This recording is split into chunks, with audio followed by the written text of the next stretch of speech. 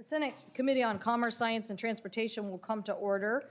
We're here this morning to talk about developing next-generation technology for innovation. We're joined by a distinguished panel of manufacturers and people who use this product as a critical part of our supply chain, and we welcome all of them who are with us today. One witness joining us virtually from PACCAR, Mr. Preston Fate, and very much appreciate him being able to join us. We're also going to be joined by one of our colleagues who wishes to make a statement, and I'll allow him to do that following Senator Wicker and I. The semiconductor industry is definitely a uniquely American story. It has shown the importance of innovation and building in the United States. The first transistor was demonstrated in New Jersey in 1947. In 1958, Jack Kilby, a Missourian working at Texas Instruments, attended college on the GI Bill and demonstrated the first integrated circuit. The semiconductor industry, with the benefit of federal purchasing power and federal R&D, helped us to get to the moon. It's helped us build our security leadership and has launched the information age economy. So I am pleased that the United States has played such a leadership role. But when it comes to manufacturing today, here in the United States, we are falling behind. Semiconductors underpin nearly every aspect of our national and economic security, and yet we are short on the amount of advanced logic chips building at scale here in the United States of America. That has to change. In fact, over 90% of the most advanced chips come from one island in the Pacific Ocean, Taiwan. I believe in global trade, but I also believe that chip security is as important as food security. That is why we need to continue to demonstrate leadership and make investments in R&D, as the USICA bill that this committee worked so hard to get out last year showed. Our over-reliance on vulnerable global supply chains without having a U.S. alternative ready to go is an economic and national security risk. It's a lesson we've already learned, and we need to change directions. With the automotive sector, thousands of Americans have worked and endured layoffs and shortages. The global automotive industry suffered over $200 billion in losses, and Ford was forced to halt or cut production at least 8 plants in of recent months. The cost of a used car, I wanted to show this chart. The cost of a used car, I don't know where you can show that, sorry. The cost of a used car has gone up 41%, and new cars 12%. A lot of this is due to the semiconductor shortage. Let me repeat that. The cost of a used car has gone up 40%. Now, why would that be? Used cars already have the electronics. It's because if you want to buy a new car right now, you're probably going to have to wait because the car companies don't have enough semiconductors. People who can easily afford a new car and need one but can't get one due to the shortage are instead buying the used cars, and that's driving up the price. So anyone knows that the people who can afford to wait the extra 6 months for the new car probably aren't the people who are really feeling the pain. It's the person whose radiator blew out last week and just needs anything on 4 wheels to get them to their job. And that's basic used car that might have gone up $5,000 in cost, an additional 41%. And an extra $2,000, taking that to $7,000, is just a trip the family doesn't get to take, or maybe next month's rent that can't get paid. So the impacts of this are really affecting American consumers. Our national security front, Europol, just reported this month that counterfeiters are trying to exploit the semiconductor shortage by introducing fake chips into the market, raising the chances that critical infrastructure and defense systems could be compromised. The shortage is also a setback for our efforts to remove foreign telecommunication electronics that could be compromised by backdoors from other governments. According to the telecommunications industry, wait times for some networking equipment is now 50 weeks. The cost of some networking equipment has risen 12%, and price gougers are selling chips for 100 times their regular price. That is no way to build out the access to our broadband. In addition, we know that relying heavily on one country and largely one company creates a lot of targets for hackers. 18 months ago, security researchers found hacking campaigns that compromised at least 7 Taiwanese chip manufacturers to steal semiconductor chip designs.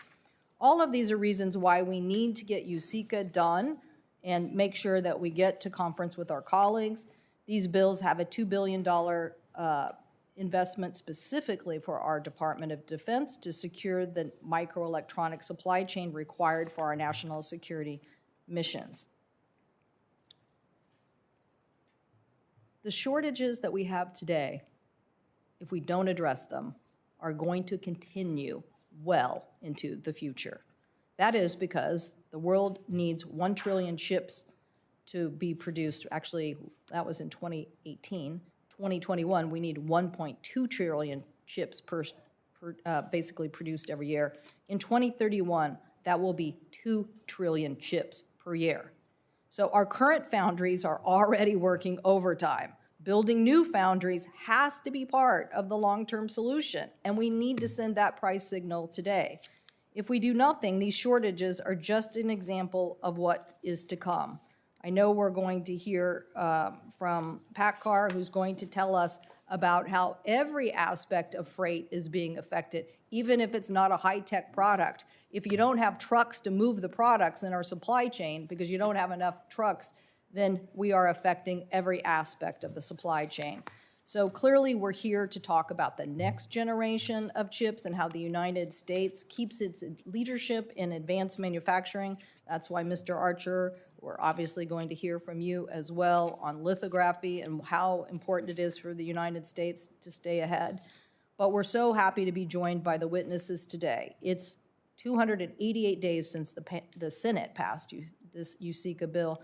It's now time for us not to wait another day, but to get this done and keep America's leadership going in the right direction. With that, I turn to my ranking member, Senator Wicker. Hear, hear. Thank you, Madam Chair. And good morning. Today's hearing on semiconductors could not be more opportune, and I dare say there's not a more important hearing anywhere on Capitol Hill this morning. The COVID-19 pandemic exposed the fragility of the supply chains we depend on for public health, national security, and economic prosperity. Semiconductors are the lifeblood of modern industrial production, and the chip shortage over the past 2 years has caused and made worse many of our supply chain disruptions. Today's witnesses play key roles in the broader semiconductor ecosystem, which includes equipment manufacturers, chip producers, and industries that consume large quantities of chips. I would like to extend a special welcome across the sea to Preston Feight, CEO of PACCAR, a company that's very important to Senator Cantwell and me. For over a decade, the PACCAR facility in Columbus, Mississippi, has produced hundreds of thousands of world-class engines for heavy trucks and provided good-paying jobs for a talented and motivated workforce. I hope Mr. Feight and our other witnesses can give the committee a sense of the impacts posed by the chip shortage on their businesses, their workers, and America's global competitiveness. Although semiconductors have become vastly more important to global commerce, the United States has for decades neglected the industry. America's share of global semiconductor manufacturing has fallen from nearly 40% in 1990 to about 12% today. Foreign governments, including China, seized on the lack of U.S. leadership in this area, and as a result, we are now entirely dependent on foreign production of the most cutting-edge chip technology. Chip production, R&D, innovation, and high-paying jobs all went overseas, leaving us dangerously exposed. The committee would benefit from our witnesses' perspectives on how we got to this situation, and specifically why other countries have displaced the United States as the center of gravity in semiconductors. The good news is that Congress has an opportunity to restore American leadership in semiconductors in both the short and long run. I'm hopeful that the House and Senate leaders will soon come together in conference committee to reconcile the differences between the Senate-passed U.S. Innovation and Competition Act, USICA, and the House-passed America Competes Act.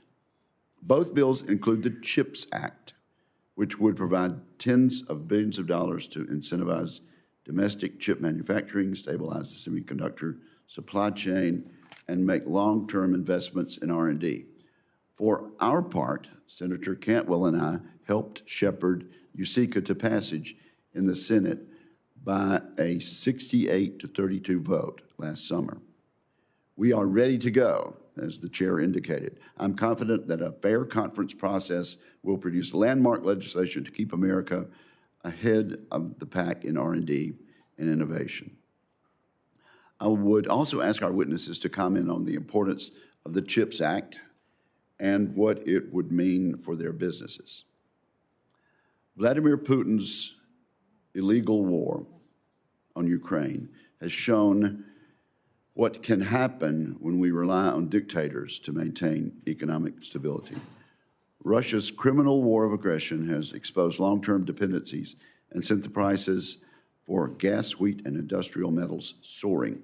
Unfortunately, Russia is not the only strategic competitor with designs on other countries. China has also demonstrated aggressive behavior toward Taiwan and stated its intent to challenge Taiwan's sovereignty and independence.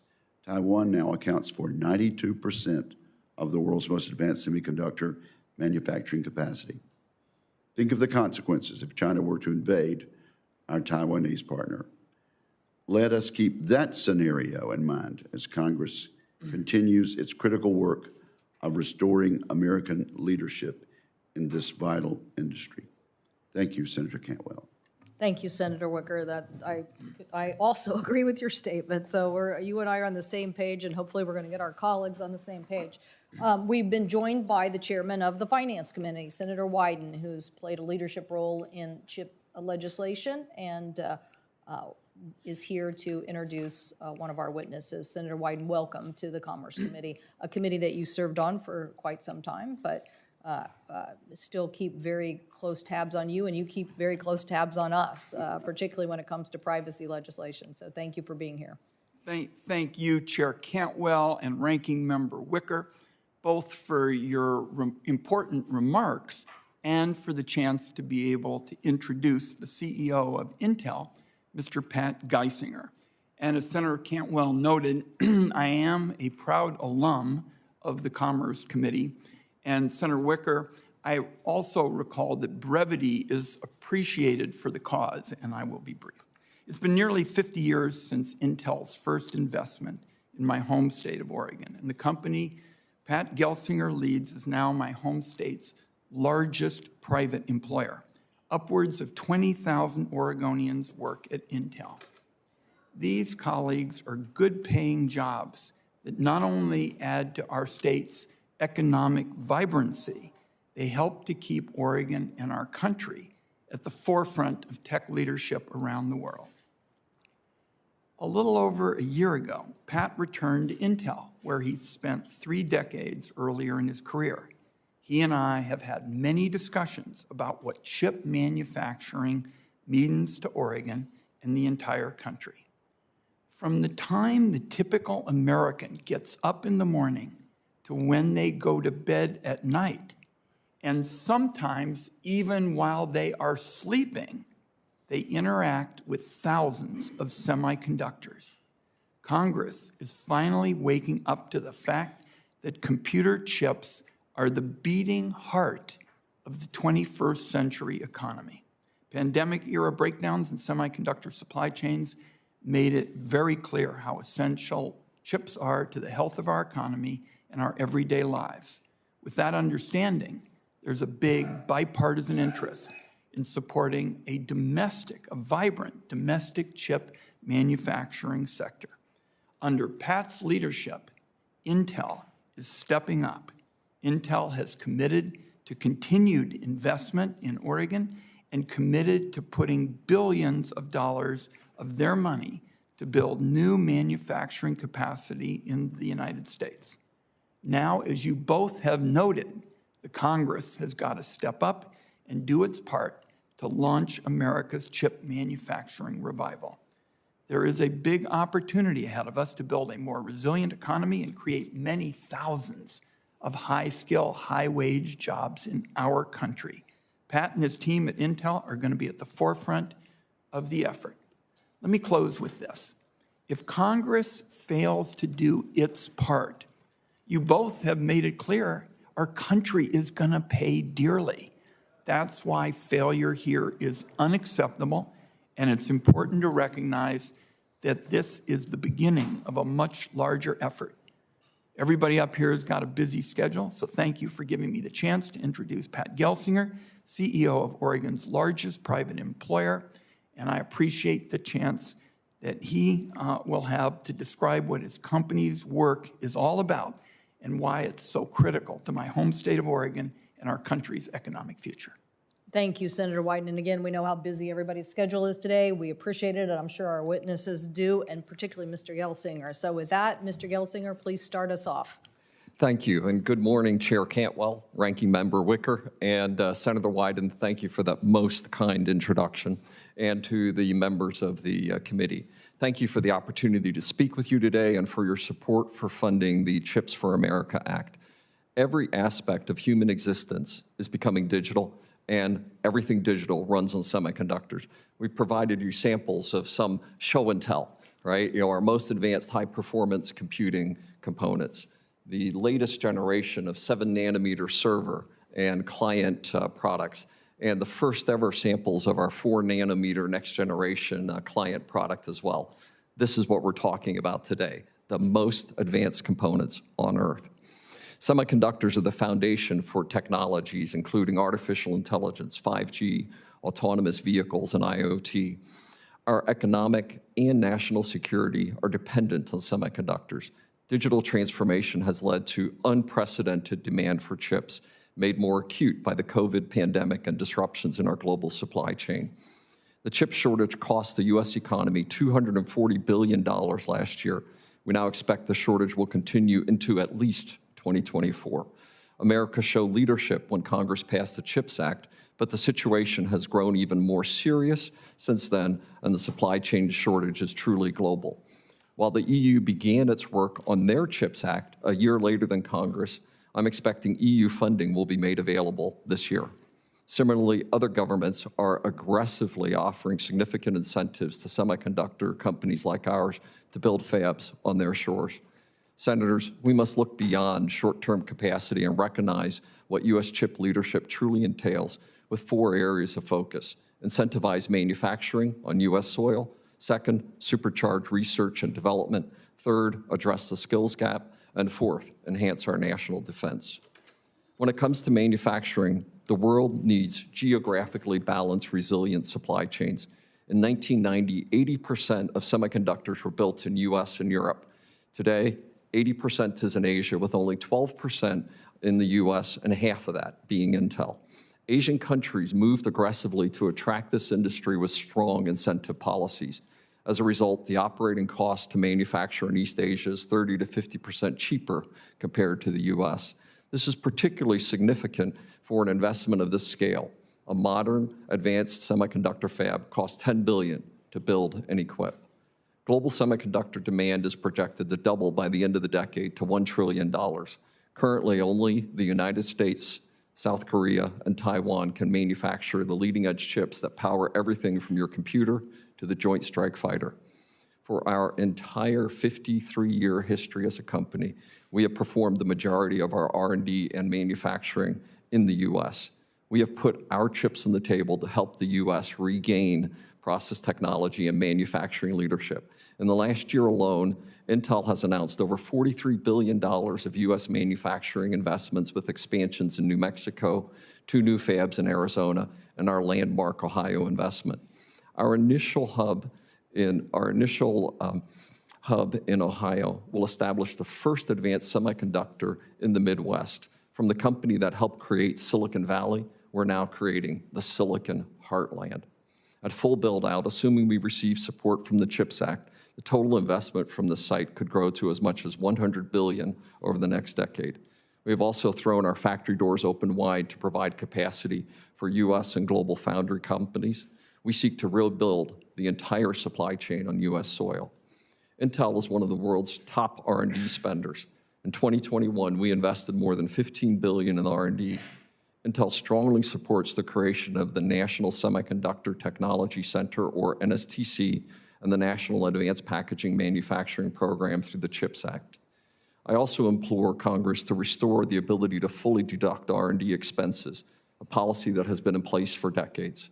These research partnerships and a restored R&D deduction will continue to drive a lab-to-fab pipeline. Our workforce consists of well-paying jobs across the spectrum of construction, skilled manufacturing, and research. Increasing access to STEM education is essential for building a talented, diverse pipeline of future technologists. Intel detailed just last week our plans to invest $100 million over the next decade in partnership with community colleges, universities, and the U.S. NSF. Lastly, building up of U.S. commercial capacity is essential for defense and national security. We seek to have vibrant, world-leading commercial capacity that can be leveraged for the additional requirements of defense and intelligence. Further, we encourage a strong and increasing partnership with the EU to meet our mutual global needs. Almost all of the critical technologies in semiconductor equipment and manufacturing are in the U.S. or in the EU. I want to thank you for this opportunity to testify today for the committee's support of the CHIPS Act. We are slated to break ground in Ohio this year. I challenge Congress to find a path forward on CHIPS Act funding before then. I want to go bigger and faster. Thank you very much. Look forward to your questions.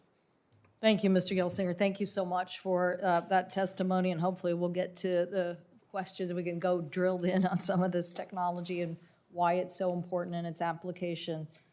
Mr. Marotra, thank you so much for being here. We appreciate that Micron is a Pacific Northwest business, even though you're located in 7 different states. And I know you've been CEO since 2017 and award winner of IEEE awards for distinguished contributions for your technology. So welcome. Thank you for being here. Thank you. Chair Cantwell, Ranking Member Wicker, and members of the committee. I'm honored to appear before you to discuss the semiconductor industry and its importance in helping the United States maintain global... Sorry. So let me start over again. Chair Cantwell, Ranking Member Wicker, and members of the committee, I'm honored to appear before you to discuss the semiconductor industry and its importance in helping the United States maintain global competitiveness and secure a leadership role in semiconductor manufacturing and critical future innovation and technology. I commend this committee for its leadership on these important issues. With your permission, I will submit my full statement for the record. Escalating geopolitical risks have highlighted the urgency to reconcile and pass an innovation and competition bill that includes full funding for the CHIPS Act and the Investment Tax Credit, part of the Bipartisan FABS Act. These 2 incentives together would invigorate domestic manufacturing in the semiconductor industry and allow companies to invest with confidence for the future. Together, these developments will kickstart investment in workforce development, R&D, innovation, and expansion of manufacturing in the near term. Memory is at the leading edge of semiconductor manufacturing technology, and Micron is leading the world in this technology. We are proud of the almost 50,000 patents that we hold as a company. Memory chips can be found anywhere that data is stored or processed: cell phones, automobiles, computers, defense systems, and memory is truly foundational for all future technological innovation and development.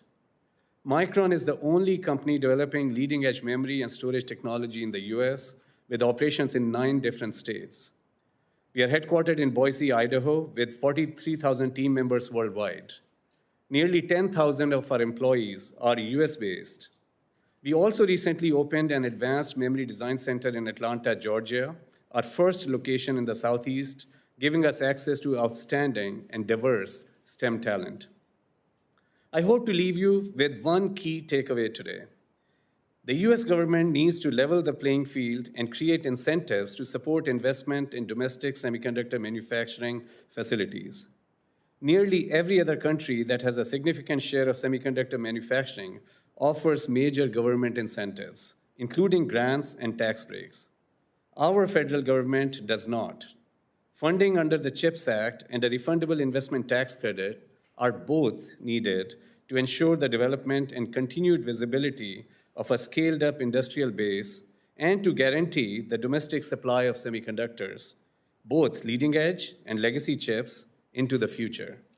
I want to emphasize that the CHIPS legislation is necessary but not sufficient. The refundable investment tax credit is equally important to enable confident long-term investments in significant manufacturing infrastructure. Micron has announced plans to invest more than $150 billion globally over the next decade in leading-edge memory manufacturing and research and development. We continue to explore plans to build new fabs in the United States.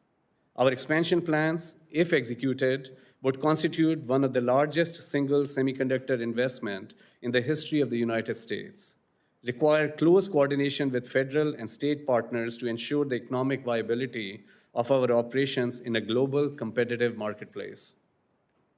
However, to be commercially viable over the long term, memory and storage fabs must produce at very high volumes consistently. Multiple facilities are required to achieve this scale, each costing more than tens of billions of dollars, fully equipped. Technological advancements are increasingly complex and expensive. Our competitors abroad have benefited from 35 to 45% lower operating costs due in part to the investments of other governments. This is a momentous opportunity to change that trajectory and put the U.S. on competitive ground for the future. I urge all parties to help pass both the CHIPS Act and the FABS Act into law.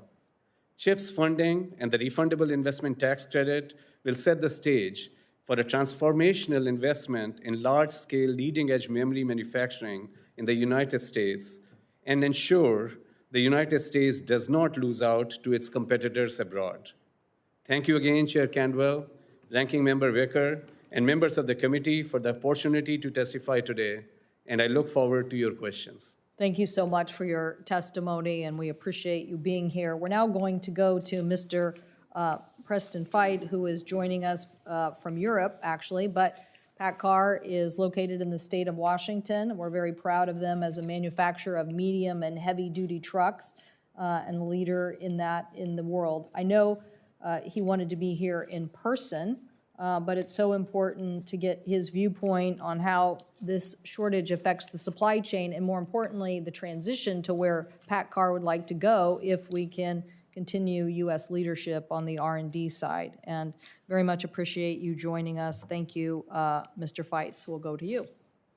Great. Thank you, Chair Cantwell, Ranking Member Wicker, and other distinguished members of the committee. Thanks for inviting me to testify today. PACCAR is the manufacturer of iconic Peterbilt, Kenworth, and DAF trucks. Our truck brands represent nearly 30% of the Class 8 market in the US and Canada, and around 16% of the heavy-duty truck market in Europe. PACCAR was founded in 1905 and is an American-owned manufacturer of heavy trucks. We're headquartered in Washington State, and our great people operate state-of-the-art factories that build Kenworth trucks in Washington State and Ohio, Peterbilt trucks in Texas, and PACCAR engines, as noted earlier, in Mississippi.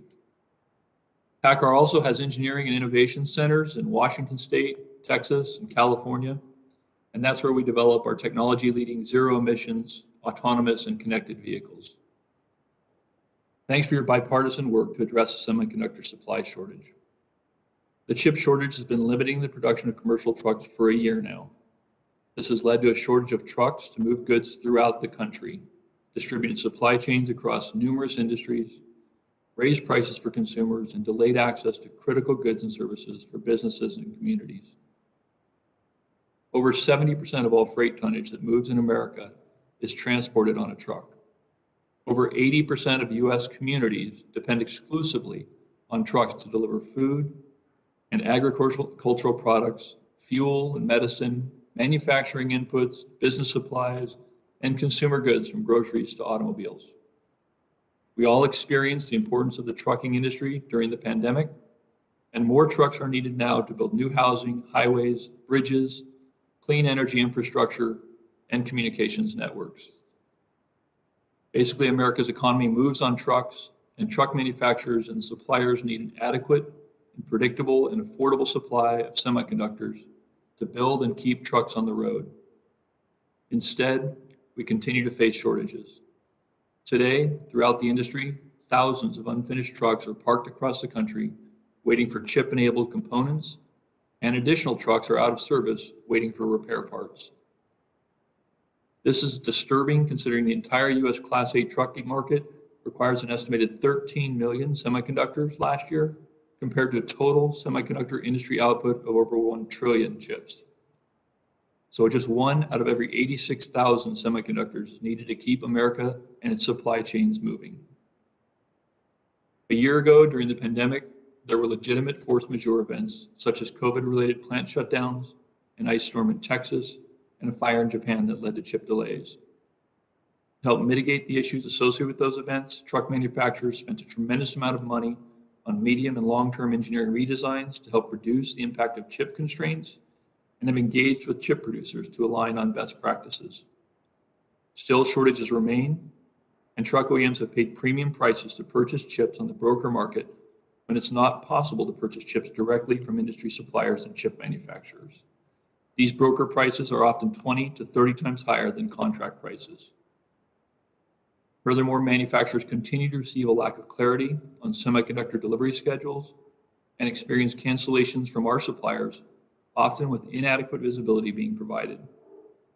These semiconductors are critical to support the necessary production of trucks, and this creates turmoil for all manufacturers who must manage immediate production changes or be forced to shut down plants. Simply put, the fabric of America is adversely impacted when truck factories are forced to shut down or curtail production due to these shortages. To address the costly impact on America's trucking industry and broader economy, we suggest that companies requesting CHIPS Act funding be required to meet the needs of American critical businesses, including truck manufacturers, before they're approved to receive U.S. taxpayer dollars. This could be accomplished using the Essential Critical Infrastructure Workforce Guidance developed by DHS, Cybersecurity and Infrastructure Security Agency, which was used throughout the pandemic to ensure continued operations of critical national functions. We're concerned that without upfront conditions on the use of CHIPS Act funding, the ongoing chip supply constraints and allocations could limit trucks from delivering essential goods and services to our communities. To ensure the accountability of this public funding and provide near-term relief to America's trucking industry and supply chains, we recommend that applicants for CHIPS Act funding be required to submit a plan to the Commerce Department detailing how their existing semiconductor allocation strategy and investment decisions are currently and will in the future prioritize the production of semiconductors to support critical infrastructure industries and related jobs in the United States. Thank you again for the opportunity to share our experience and perspective, and for your efforts to strengthen America's economic competitiveness. We look forward to your questions. Thank you, Mr. Fight, and thank you for that suggestion on focusing on critical businesses. I think it is really important in a time of shortage for us to be very specific about what our needs are and how we accomplish them. So thank you for that. And again, I don't know what time it is in Europe, but we appreciate you communicating with us here. We'll now turn to Mr. Archer. I'm so pleased that all our panelists are not only CEOs, but engineers. It gives us a chance to dig deep onto some of the science that we're trying to get right, which is part of the mission of USICA, is the innovation side of science and the R&D investment, and particularly the translational side. That's what USICA is about, how to translate the science faster. So, Mr. Archer, your company, we can't just build fabs. We have to have the equipment and the tools in the fabs that do the work that help us keep our cutting edge. You bring together physics, and you're a physicist, so materials, robotics, and other fields that we need to be leading edge in the United States in manufacturing. So we look forward to hearing your view on this part of the infrastructure that we need. Thank you for being here. Thank you. And Madam Chair, Ranking Member, and members of the committee, thank you for the opportunity to appear before you today. I'm Tim Archer, President and CEO of Lam Research, one of the world's largest semiconductor manufacturing equipment companies.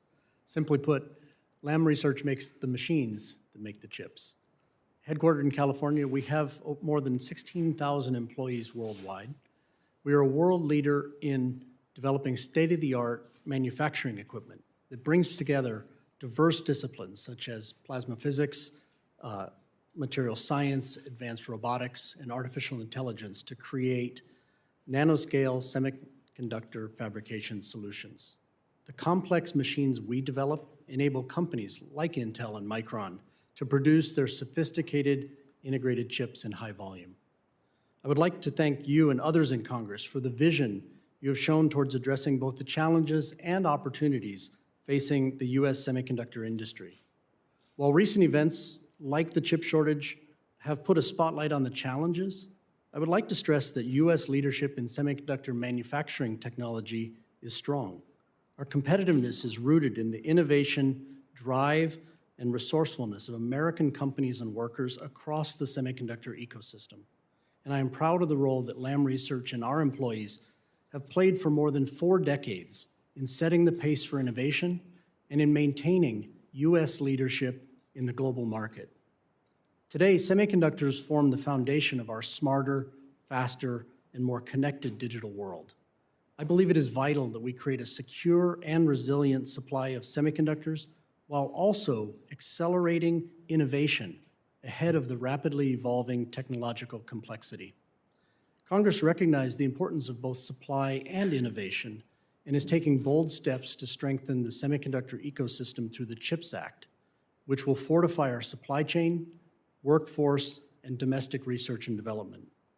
I believe this partnership of industry and government will contribute to U.S. leadership in semiconductor technology well into the future. As you continue to work on these efforts, I would highlight 3 areas that could benefit from your continued consideration. First, an all-of-ecosystem approach. The chip shortage we're experiencing highlights the complex and interdependent nature of the semiconductor ecosystem and the need for sustained investment by companies throughout the supply chain. Lam Research has increased our workforce in the United States by over 45% in the past 2 years alone, adding more than 3,500 jobs, including high-paying engineering and advanced manufacturing jobs at our facilities in California, Oregon, and Ohio.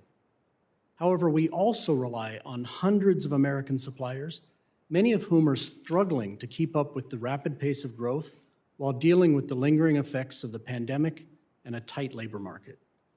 We are grateful policymakers recognize these challenges and intend to support the industry comprehensively through the Commerce Department's grant program established in the CHIPS Act, as well as through important R&D programs like the Investment Tax Credit found in the FABS Act. We urge Congress to act quickly to pass these measures in support of the entire domestic ecosystem. Second, leveraging existing infrastructure. Together, government and industry can leverage existing infrastructures that have a history of driving technology development. Partnerships with academia and with the national labs provide extensive capabilities and expertise critical to any collaborative innovation strategy. In our area, plasma research is particularly key to the future of semiconductor tool development. We are grateful to see legislative proposals such as the Microelectronics Research for Energy Innovation Act move forward to streamline coordination and better deploy federal resources, including the national labs, to sustain these partnerships. And finally, enabling shared innovation. There is an outstanding opportunity to strengthen U.S. competitiveness by bringing together industry, government, academia, and the national labs in a centralized and collaborative space to enable shared innovation. The establishment of the National Semiconductor Technology Center, NSTC, will provide a new pathway to sustaining U.S. technology leadership by creating opportunities to explore new ideas and quickly transition breakthrough technologies to the production line. So in closing, we believe it is vital that we prioritize innovation, competitiveness, collaboration, and supply chain security to maintain U.S. leadership in this critical global industry. Thank you, and I look forward to your questions. Thank you, Mr. Archer. Thank you so much for that. I love the collaboration focus, particularly because I heard a TED talk about this, that collaboration is the next form of innovation, because you can have the innovation, but if you don't collaborate to get it in, to implement it, then you don't have it. So and around here, we have to be more collaborative for sure. So I'm going to yield to my colleague for the first round of questions, and then let our colleagues who might be joining us remotely, that we would then go to Senator Klobuchar and then Senator Thune, and then I'll jump in later with my questions, but I'll turn to Senator Wicker. Well, Madam Chair, feel free to jump in at any point, because I think you and I are teammates on this. Let me start with Mr. Gelsinger. America's share of global semiconductor manufacturing is 12% today. Where's the other 88%? Let's just sort of summarize what we've learned so far. And I think you have to press the button. Pardon. Thank you. The largest portion is in Asia, right, led by Taiwan, Korea, China, and Japan. So approximately 80% is in Asia, and about 9% in Europe, and about 12% in the US. Okay. And the reason for that, we've gone from 40% in 1990 to 12% today. It's just more cost effective for companies to manufacture the semiconductors in those Asian locations. Is that correct? I believe there are primarily two effects. One is the Asians aggressively pursued this industry with very strong policies and high incentives. It was also much of the... Financial incentives provided by governments. Primarily. Like, what do they do in Taiwan and China? The incentives, typically could be 30 to as much as even 70% for some of the capital incentives in China. So very strong capital incentives have been available, and those countries have recently announced major expansions of those programs. For instance, Korea just announced a $100 billion capital incentive program for their semiconductor industry. And then that's one factor. Yeah. The government incentives. And then additionally, many of the lower end supply chains were already in Asia. And so it's a consolidation of the supply chain. So it ends up being a more efficient overall supply chain that they've built up. For example? For example, power supplies, sheet metal enclosures, displays. They've consolidated, and a lot of this in China specifically around the supply chain consolidation that's occurred there. So more efficient supply chains, all focused on cost. And as we say, the focus has been on cost, not on resilience. We believe we need a globally balanced, more resilient supply chain for the future. And what we're suggesting in the CHIPS Act essentially is rebalancing that 30 to 50% gap that we spoke about, allowing the U.S. industry to be competitive as we compete for the global market. And labor costs are part of this. The labor costs certainly are a factor, but for fabs, it is primarily capital cost, right? As the largest portion, the depreciation of capital cost dominates the overall cost. Labor costs play larger portions in other areas of the supply chain. Mr. Matroka, you want to add anything to this line of questioning? I would just add, thank you. I would just add that today in the US, there is 2% of the semiconductor memory manufacturing. 98% of the semiconductor memory manufacturing is in Asia today, for the very reasons that Pat articulated, that over the course of last 20 years, Asian governments have supported the bringing semiconductor industry onshore in various countries that Pat outlined earlier as well. And the 2% that is being produced here in the US actually is being produced by Micron, close by in Manassas, Virginia. And of course, we have leading edge R&D center in Boise as well. It is imperative that the 35 to 45% cost difference that exists for manufacturing in Asia to build and operate these leading edge fabs, that gap is overcome through CHIPS Act and investment tax credits in order to be able to bring more manufacturing back onshore and really provide sustainable, long-term, resilient operations. And again, memory is important because memory represents nearly 60% of wafer production worldwide in semiconductors. We need to bring more memory production in the US along with the rest of the semiconductor ecosystem advancement in order to really ensure that the economic prosperity and global leadership for semiconductors and national security considerations are met.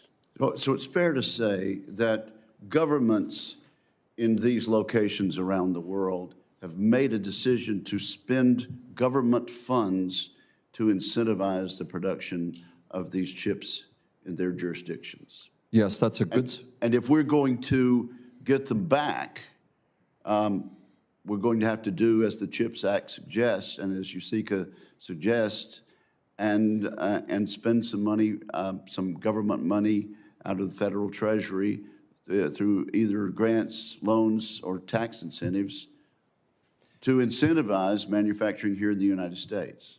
yes, we would say that's a very good summary. And I'd also emphasize that we've seen recently that the world is recognizing the criticality of the semiconductor industry, and we've seen actions as part of the Europeans, Indians, Chinese, Koreans, and Taiwans very recently to further incentivize these industries on their shores. So the criticality and the urgency, as we've said, is nigh before us. The world is moving quickly on the importance of this industry on their soil. Senator Johnson, you're next, but I'm going to take some leeway to ask Mr. Feit, are we ready in the United States with a workforce trained well enough for getting this global percentage back from 12% up to where it ought to be? And what do we need to do in that regard? Well, Senator Wicker, I think, from our experiences with the U.S. workforce, which is extensive over 100 years, we have an amazing workforce. We have great people in all of our locations that have high skills, whether that's in the Silicon Valley offices we have in California or whether that's in Mississippi. So yes, we have great workforce, but obviously training is needed on the specific skills for these industries as we develop them here.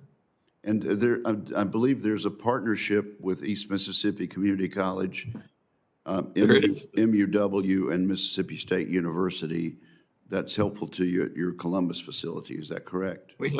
That is very correct. We have had such wonderful experiences with our universities and schools around the area to develop people and put them into great careers and jobs. You're absolutely correct. Thank you very much. More questions later. Senator Johnson, you're recognized. Thank you, Mr. Chairman. Mr. Gelsinger. So again, these are interesting statistics. Only 12% of chip manufacturing here in the U.S., primarily because other countries have provided industrial policy, basically, and they provided financial incentives for your industry to move overseas. Did the U.S. chip industry, did you ever consider, as you were moving all this manufacturing overseas and just the risk to your own industry, not to mention national security? I'm very proud to say that Intel has remained primarily on U.S. soil over this period of time. And the vast majority of our investments are in U.S. and European soil, with a very small amount in Asia. Where really what's happened is the rest of the industry has moved dramatically over this period of time, largely responding to these incentives that we've described. Of our investments, well over half of them land on U.S. soil, with approximately a third in Europe. We've been one of the few companies that have remained highly dedicated to U.S. R&D and manufacturing investments over the entirety of our 53-year history. The trends that we've described have clearly affected the rest of the industry in a most dramatic way. So of the 12% produced in the U.S., how much is that, what percentage of that 12% is Intel? About half. About half. Obviously, this would be considered unfair trade practices, correct? When you've got different countries subsidizing industry, putting it, at a competitive advantage because of government subsidies. So I guess there's two ways of approaching that. You can slap tariffs on that, or you can, I guess, try and start your own industrial policy here in the United States, which is apparently the path we're taking. Does that pretty well sum things up? Well, and we'd also emphasize that without such actions, right, we see that foreign countries, as we've already indicated in the testimony, are taking very aggressive steps, and they view and understand the criticality of semiconductors underlaying every aspect of the digital future. And that's why we speak with such urgency and passion on this topic to be restored in American soil. This is foundational to every other industry and every other aspect for it. And thus, we believe it's justified to take such steps as the CHIPS Act, as the FABS Act, and now, we would say that this industry, one that was born in the United States, right? This is our industry that underscores every aspect of humanity looking forward. Now is the time for action. I think my concern is when government starts attempting to allocate capital, it just screws things up. It doesn't do it very efficiently or effectively. So again, I'm concerned as opposed to pushing the unfair trade practice route, going that route, to just, well, let's join in. Let's engage in the same type of activity. Ends up with a misallocation of capital. Are you concerned about that? Because you have government picking the winners and losers in this case. Given what we've seen worldwide, the 30-year trend is dramatic, right? These actions are not overnight actions that have been taken by foreign nations. While clearly there are concerns on how capital is allocated, right? Without such steps, our industry will be further undermined. We will lose critical mass, I believe, in the near future, and we will never have the opportunity to restore this industry on American soil. That's why we're here. Can you give me just sort of the macro numbers we're talking about here? How many dollars of capital have been provided in what I would consider unfair trade practices by our overseas competitors? I mean, how many hundreds of billions of dollars? Well, just in the last year, we've seen the Europeans suggest $45 billion, the Koreans suggest $100 billion, the Chinese suggest over $100 billion. These are very significant investments. And what we're seeking in the CHIPS Act is to unleash public-private, right, leveraged investments where these investments would unleash, $3 to $4 for every dollar that's put into it, as well as the research investments are long-term, right? These are, our industry was born out of DARPA investments decades ago. These are long-term investments as well as near-term reversal in the manufacturing footprint that is most critical to the world. There is plenty of capital available to invest in semiconductors in the U.S., though, correct? It's not like we're short of capital. There's plenty of capital. It's just that there's unfair trade practices being engaged in by other countries. Other countries have seen the criticality of this industry and have invested in it as seed corn for so many other aspects of the technology industry. That's why they've chosen to take such practices aggressively. And we, see that such actions need to be taken in the U.S. to restore this industry. Now's the time to act. It's almost mutually assured destruction, isn't it? It's going to be a race to the bottom. Again, I'm a real unabashed free trader. I don't like tariffs, but I almost hate government allocation of capital worse. Well, as we think about things like tariffs and other export policies, by putting those in place, we're actually further hurting American industry because other countries are not putting such limitations or practices in place on their industry. So to say that it's not helping our industry, right, but hurting it instead, right, is very odd logic. We need to take steps to restore American competitiveness, to improve our trade practices and export practices globally. And to do that, right, partnering with our friends globally is critical as well. Now's the time to act, or this industry may never be back on American shores. I'm fully aware that tariffs hurt American consumers. I got that. But again, I'm just concerned about engaging in this race to the bottom in terms of now government across the world is going to be doing the capital investment for a particular industry. I just think that long-term is not a good solution. Thank you, Senator. I'm going to go next, but Senator Wicker wanted to make a quick comment. Just to follow up on something you said, Mr. Gelsinger, in response to a question Senator Johnson raised, when was the significant DARPA investment early on, and to what extent did the government supply funds to get us started there? Many of the original elements of the semiconductor industry date back to Bell Labs, date back to the earliest days of DARPA. Many of those investments were made 50, 60 years ago that have produced many of the core technologies that the internet, that semiconductors, that AI runs on today. These are very long-term research investments. That's why we see things like the NSTC portion of the CHIPS Act a critical aspect, because we're not worried about just the next decade of this industry, but decades of this industry to the future. And do you, this will be the last, do you know if Trans-Pacific Partnership would have addressed some of these problems that Senator Johnson was asking about? I'm a big believer in the TPP. I believe that would be good policy to work closely, right, with both our European allies as well as our Asian allies. These are countries that want to work with us. Also, as I mentioned in my oral testimony, many of these countries together represent almost all of the semiconductor technologies and equipment in the world, right? Aligning with our partners in TPP, also the technology trade cooperation that's been initiated between the US and Europe. We view these policies as very positive ones that we fully support. Well, Madam Chair, maybe the witness could supplement his answer on the record, specifically about whether TPP addressed the subsidy of other governments of this type of research in answer to the inquiry of Senator Johnson. Thank you, Madam Chair.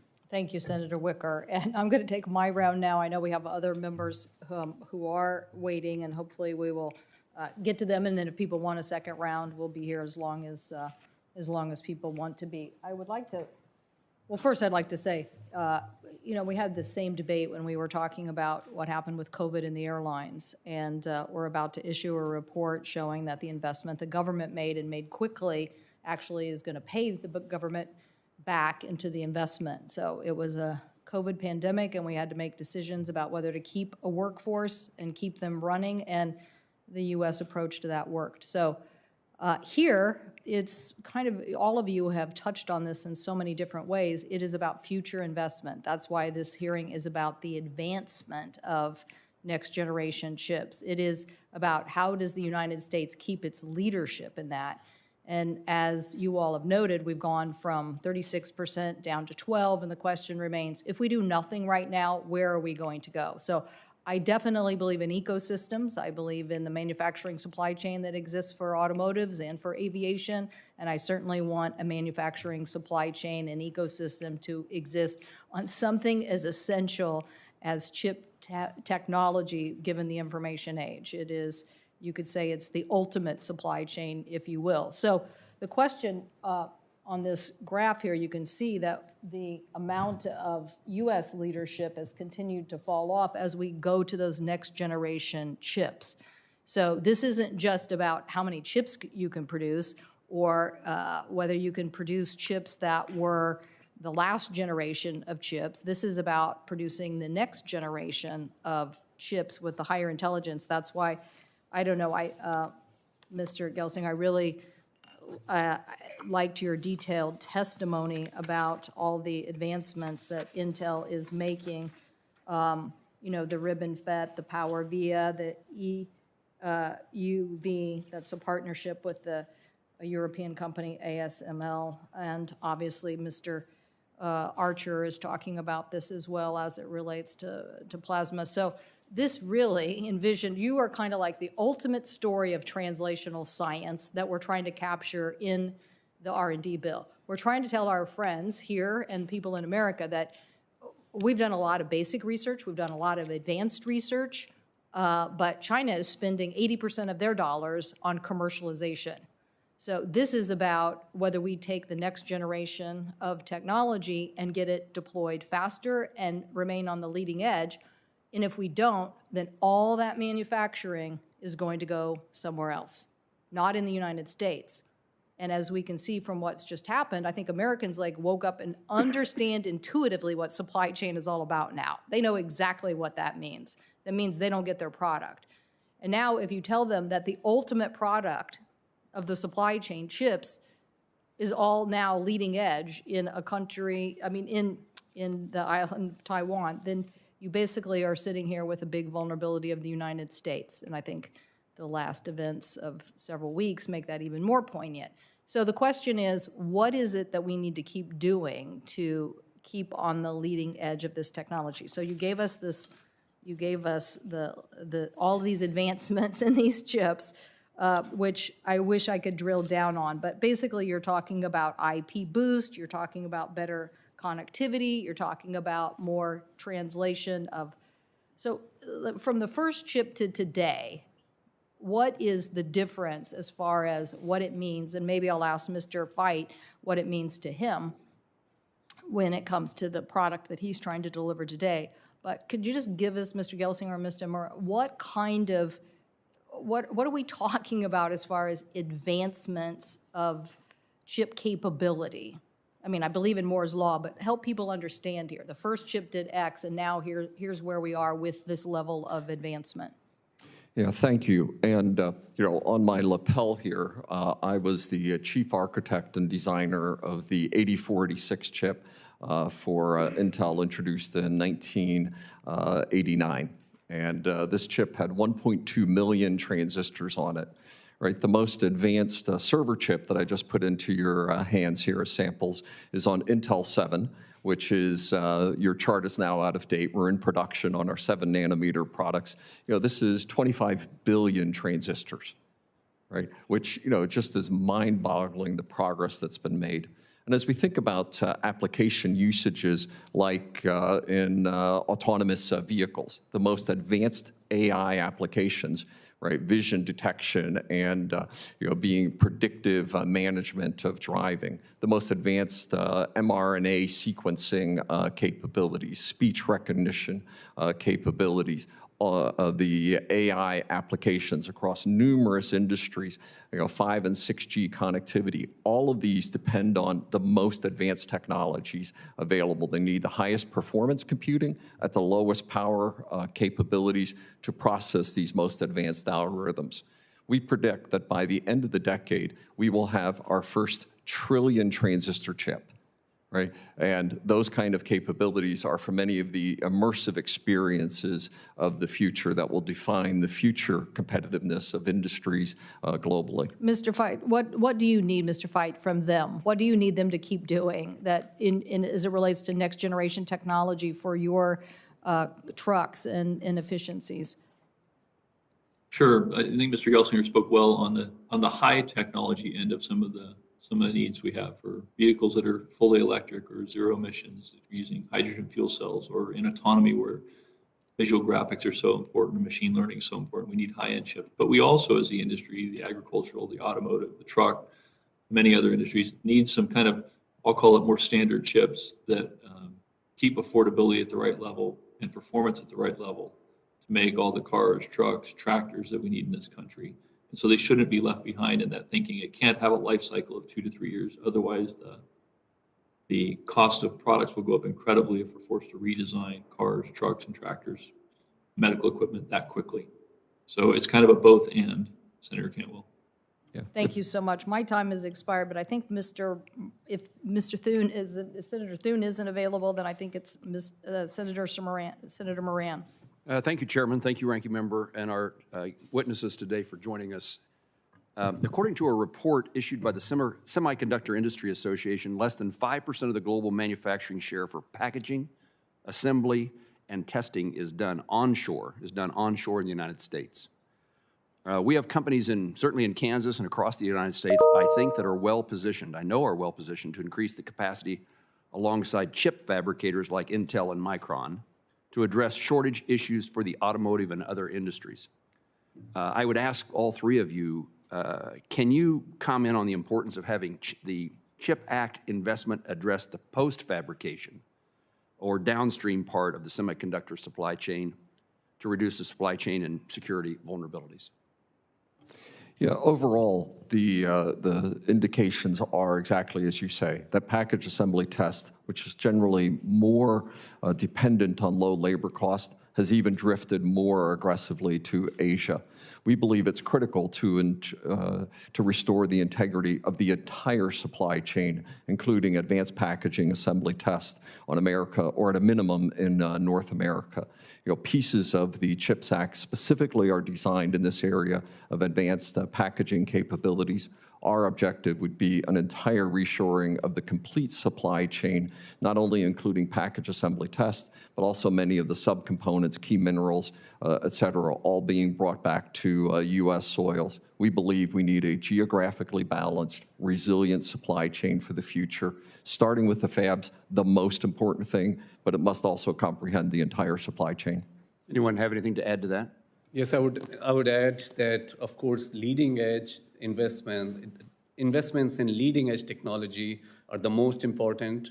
Tremendous opportunity to innovate, to differentiate, and to really open up new applications. Of course, priority should be on leading-edge wafer manufacturing as part of CHIPS Act, as well as investment tax credits. Both are essential to ensure America's leadership in semiconductor R&D and manufacturing. But certainly, aspects of advanced packaging should also be emphasized as part of the overall development. I want to highlight here that why investment in leading-edge technology is so important. If we go back to Chair Cantwell's earlier question regarding importance of advancing technology, let me take you back to early 1990s when NAND technology was taken from the labs into high commercial production. Since then, the cost has come down of technology, advancement of technology by more than 10 million times. This is what has unleashed tremendous innovation that memory is today being used in data centers, to smartphones, to PCs, to consumer devices, to electric vehicles in the future, and to continue to unleash innovation, to continue to provide what technology has delivered and how it has become the backbone, leading edge technology is really, really important. And as part of that, leading edge memory, which is what Micron, as the only company in the US, developing and manufacturing semiconductor memory here in the US, it's really important to emphasize this piece as we go forward to bring more leading edge memory technology onshore. And these investments with the support from the government and CHIPS and investment tax credits not only support specific companies and bringing manufacturing onshore, they create tens of thousands of jobs, hundreds of thousands of jobs over a period of time as well. Mr. Mrocha, thank you. I'm going to try to get a second question in.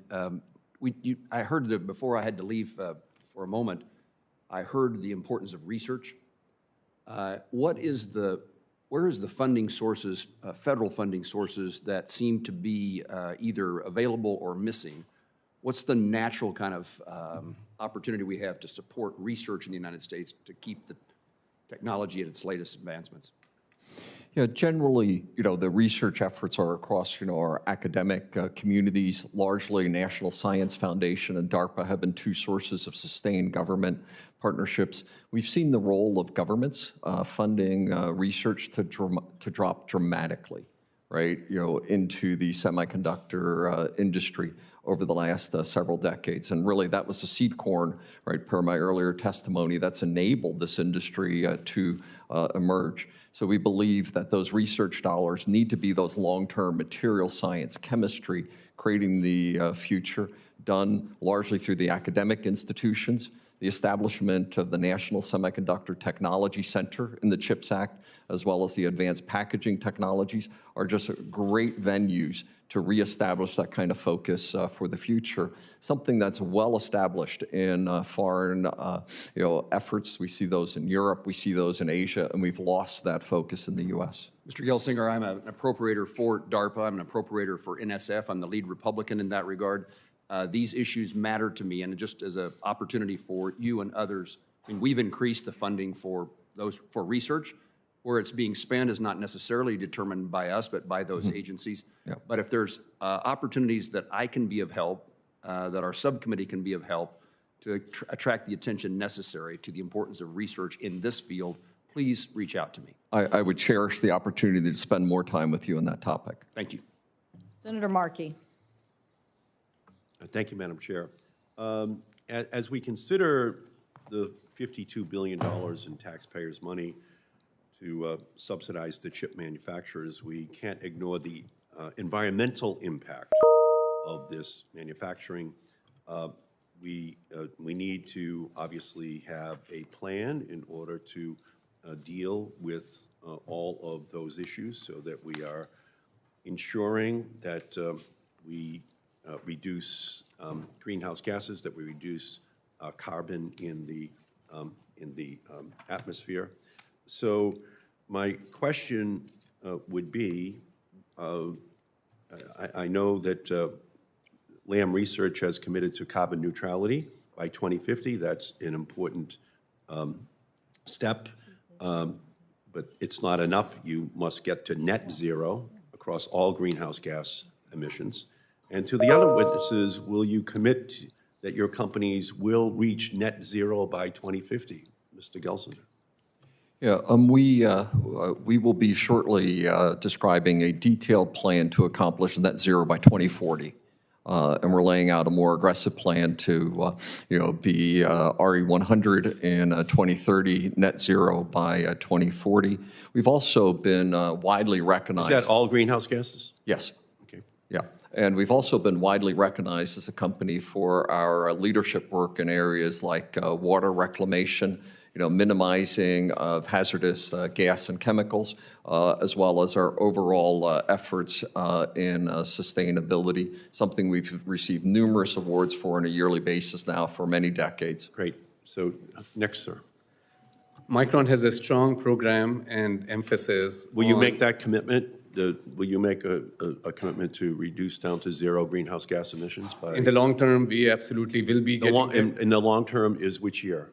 We have a program in place regarding and investments being made. No, but which year are you? We will soon be announcing that. We have not yet laid out the year, but we are making strong progress with respect to greenhouse gas reductions, waste management, Right. water recycling, as well as renewable energy usage. Right, which is admirable, but we need dates, we need commitments, and if We are absolutely if Intel aggressively- can make these promises, we expect you to make the same promises. I Absolutely. just want to say that to you, and we're going to hold you to it, and you'll hear from us if you don't do that. This is a bargain.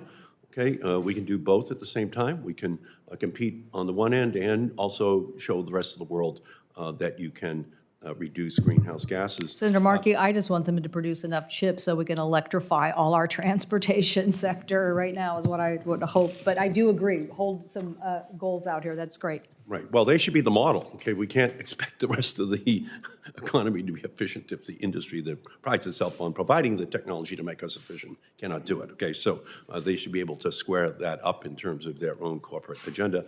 And on to water usage, the production of semiconductors requires millions of gallons of water per day. Semiconductor companies' water usage is skyrocketing. Intel and Micron both use approximately 14 billion gallons of water in 2020. Chip manufacturers must work to restore water to their local water systems so that they are replacing the water they use with an equal amount of clean water. I want to acknowledge Intel for pledging to be net positive on water usage by 2030. Mr. Marotra, can you make the same commitment?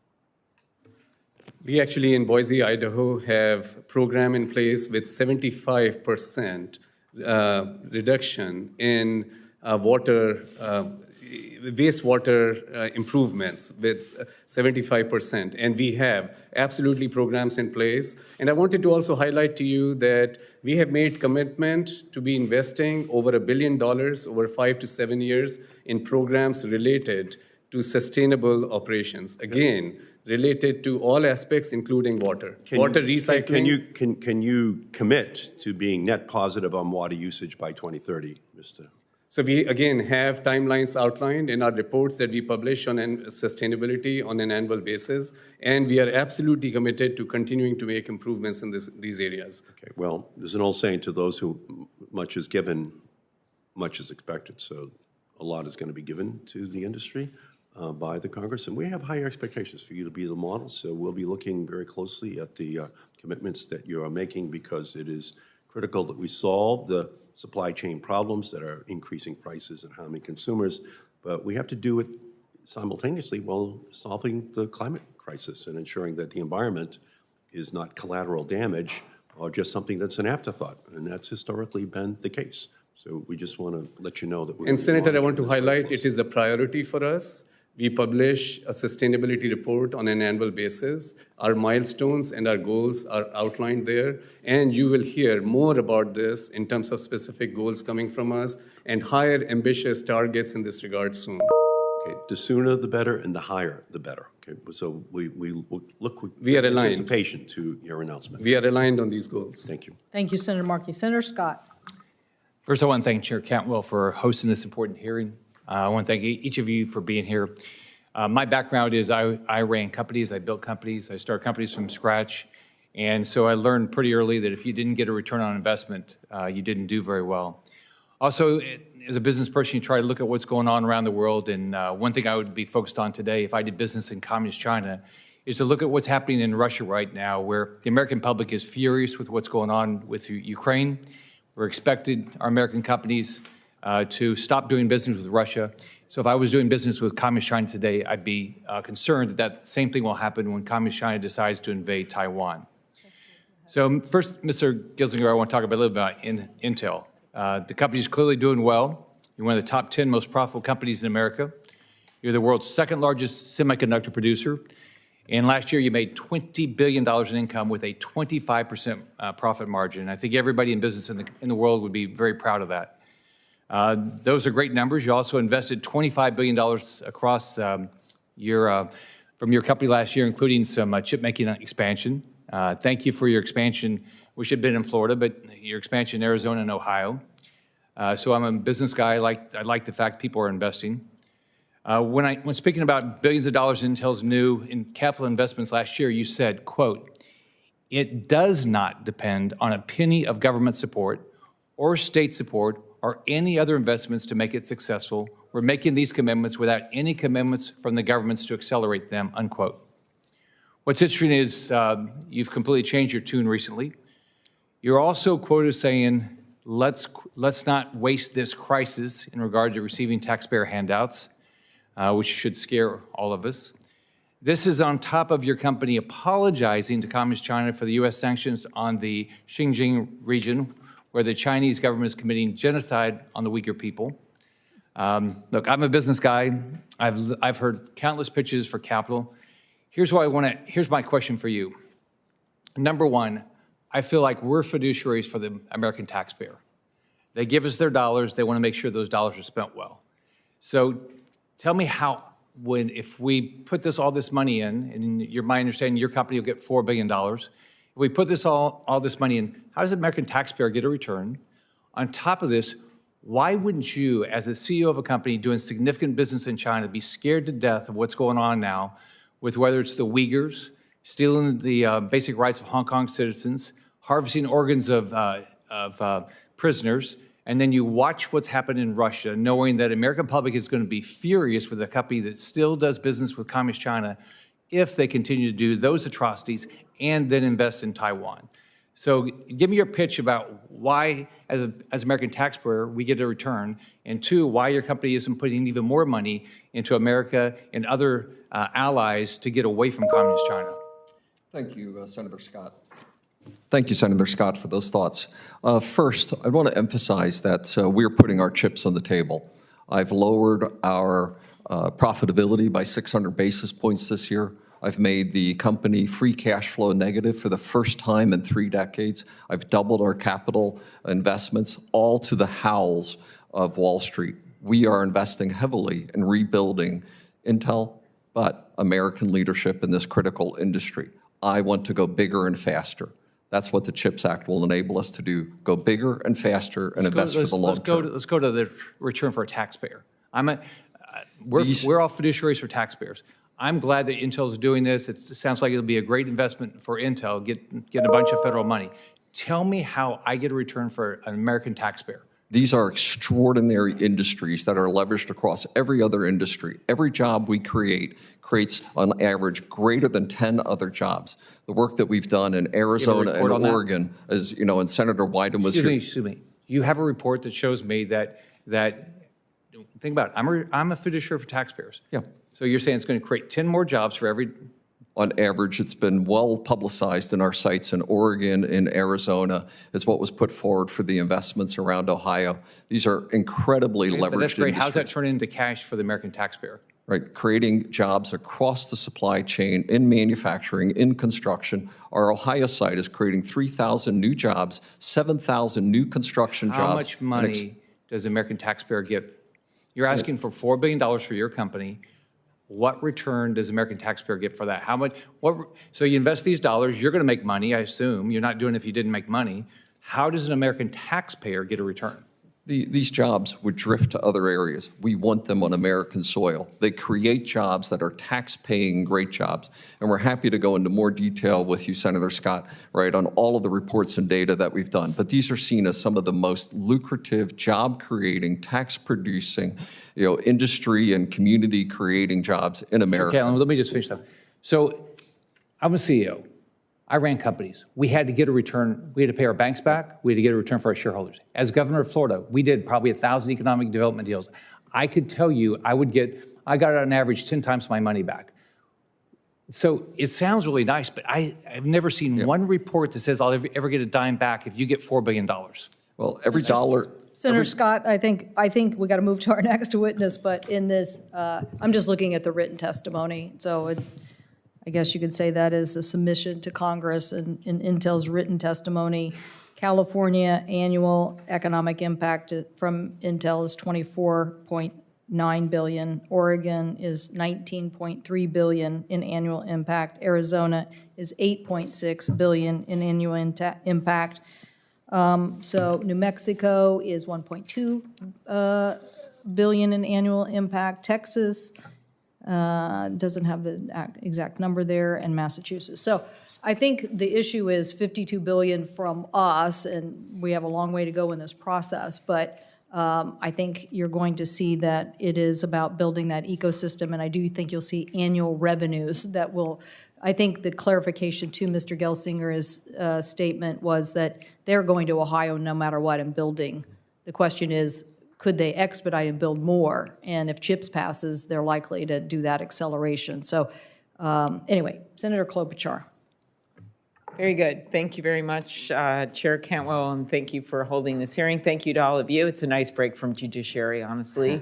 There's just a little thing going on in the other hearing room. I wanted to start with you, Mr. Gelsinger, and Mr. Archer, on the subject of workforce shortage. I'm obsessed with this. My state has a really low unemployment rate, which is a great problem to have.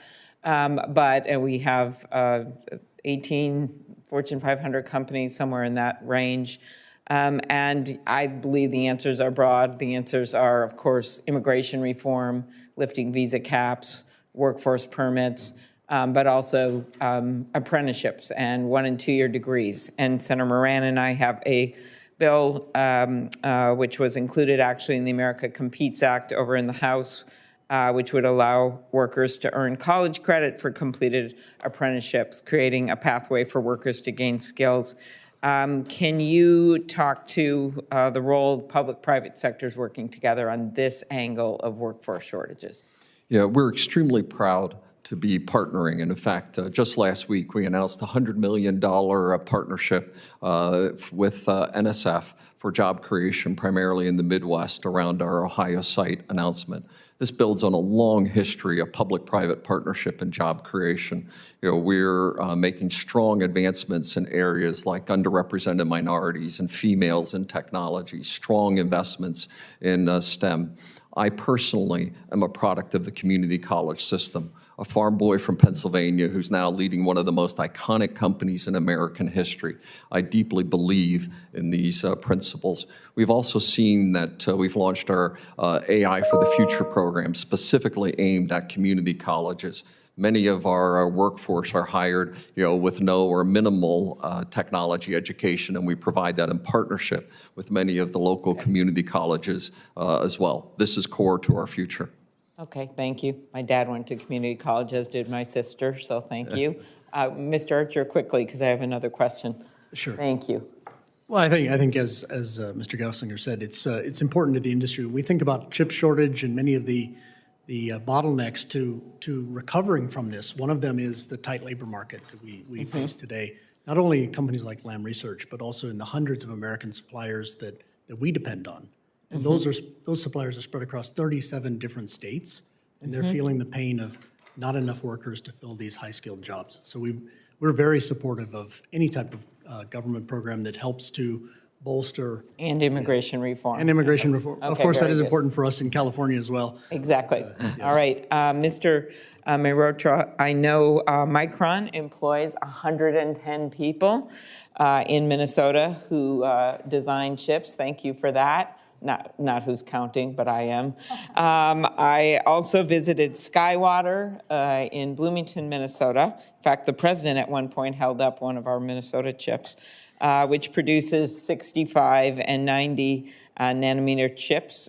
Can you talk about the importance of investing in US-based companies in the production of semiconductors and innovation?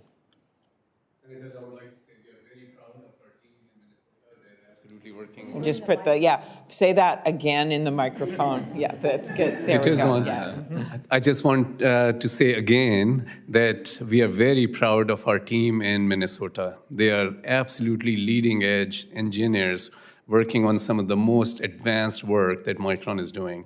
And Micron today is leading the world in semiconductor memory and storage technologies. And it's really imperative, as part of Micron's announcement of investing more than $150 billion over a decade in leading-edge semiconductor manufacturing and R&D, that we have the opportunity to bring manufacturing, leading-edge memory manufacturing onshore. Of course, we are here in Manassas, Virginia, manufacturing with nearly 2,000 team members and investing in advanced memory manufacturing and storage and supplying the markets such as automotive market, defense, and industrial. But we need to bring more manufacturing into the US, and Micron is committed to doing it with support from CHIPS Act and investment tax credits. As the only company in the US making semiconductor memory and storage, we fully recognize our responsibility and we seek the support from the government policies to enable us to be able to be part of building resilient semiconductor leadership here in the US. Okay, well, thank you. And I will just put on the record a question about Senator Thune's and my Shipping Reform Act. I think it's really important if we're going to make stuff and invent things and export to the rest of the world, that you're able to ship to the rest of the world, which means not having empty containers go out in those ships and having reasonable rates. And so we're excited under Senator Cantwell and Senator Wicker's leadership that the bill was marked up and unanimously got through this committee just a few days ago and is headed to the Senate floor. So thank you very much, all of you. Thank you. Senator Thune, good follow-on to you. Thank you, Madam Chair, for holding this hearing. And let me just start by saying that the United States remains a world leader in technology and innovation. It's the birthplace of industries that feed the nation's economic dynamism and benefit the lives of Americans and people across the world. It is essential that we should ensure our supply chains continue to innovate as well, providing them with the agility to respond to advances in technology or disruptive events like the COVID-19 pandemic or Russia's war in Ukraine, which is why I've worked in a bipartisan manner, as Senator Klobuchar mentioned, with her and Senator Wicker on legislative solutions like the Ocean Shipping Reform Act and the Freight Act to ease current strains and to bolster the global competitiveness of U.S. products and industries. The effects of the semiconductor shortage highlight the importance of supply chains, perhaps most notably in the nation's auto industry, which produces more than 11 million vehicles annually. The transformation to automated vehicles, or AVs, is going to place a much greater demand on semiconductors and other crucial products, so it's crucial that the United States remain globally competitive in this space. AVs will radically transform the way Americans move. It's especially true for the elderly and persons with disabilities whose current transportation options are limited, especially in rural areas. Moreover, it has potential to greatly reduce the average of more than 40,000 traffic fatalities on our nation's roadways each year. While American companies currently lead the world in AV technology, the advantage cannot be taken for granted. In allowing China to seize the mantle of innovation is unacceptable, and the U.S. must act boldly to maintain its position. The U.S. regulatory framework and our supply chains must catch up with private sector innovation in order for these technologies to advance. There are tens of thousands of good-paying jobs and billions of dollars in investment that are at stake, which is why my colleague Senator Peters and I have worked together for the better part of 5 years to develop and enact AV legislation, a crucial component in maintaining U.S. leadership in this emerging industry. AVs have the potential to once again transform the way Americans move, and the U.S. must once again lead the world in this transportation revolution. Mr. Feit In your testimony, you mentioned engineering and innovation centers working toward the development of autonomous and connected vehicles. Beyond bolstering U.S. technological competitiveness through investments in supply chains and domestic industries, what do you believe Congress or the Department of Transportation can do to encourage the testing and deployment of AVs? Well, first of all, Senator Thune, thanks for the comments. I think you're right on with the opportunities of what AVs can bring to our country and the world. And I think that it's nice that we're in America, the leader in the technology, and as PACCAR, that we're partnered with leaders in the technology, with Aurora, with Waymo, Kodiak, Embark, and others in our development efforts. So I think that what we really need is the clear vision of what will be allowed from a legislative standpoint, and then we're going to need to clarify what the judicial requirements are going to be in terms of liabilities as we move forward. Right now, the industry is in a really good spot in developing level 4 autonomy, and we're moving it forward. It needs to be done safely. That's the most important thing, right? Safety has to be the most critical factor, and we'll continue to focus that way. And then we'll develop capability over a period of time when it's safe in certain corridors, and those corridors need to be clearly identified. And then we just need to have a general knowledge sharing between government and industry on how we make sure that we roll this out in an effective way. So I think it's a dynamic conversation that we are happy to engage with on an ongoing basis. Thanks. Mr. Gelsinger, given Intel's work in this space, do you have anything to add on promoting the domestic development of AVs? Yeah, clearly this is an area that the world is moving rapidly. We find some of the regulatory policies in other parts of the world are more favorable now, and some of those nations are moving ahead more rapidly. So we do believe this is an area that requires much more active positioning. Our Mobileye division is one of the clear leaders in the world in this area, and right now we're seeing far more progress at other portions of the world in deploying AV vehicles for both commercial fleets as well as consumer fleets. Much of the technology is being developed here, but the deployment is actually being led at other places in the world. Time to act. This is urgent if we want to stay ahead. And I'd also emphasize that AV is one of the most advanced uses of AI capabilities, requiring the most advanced semiconductor technologies as well. So it reinforces the heart of this hearing today. We need the most advanced semiconductors. Today, the auto is about 4% semiconductors. It's estimated to be 20% semiconductors, 5x increase by the end of the decade. So the dependency on semiconductors for these advanced areas like AV is absolutely essential for the auto and trucking and transportation industry of the future. Thank you, Madam Chair. My time's expired. I've got a question on 5G that I will submit for the record, but thank you. Thank you, Senator Thune. I saw Senator Tester earlier. He would be next if he's available. If not, we will go to Senator Baldwin. I think Senator Baldwin. Thank you, Madam Chair.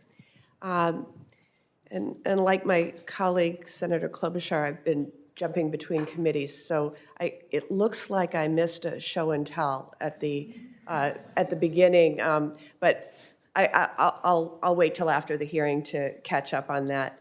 I also want to chime in along with my colleagues about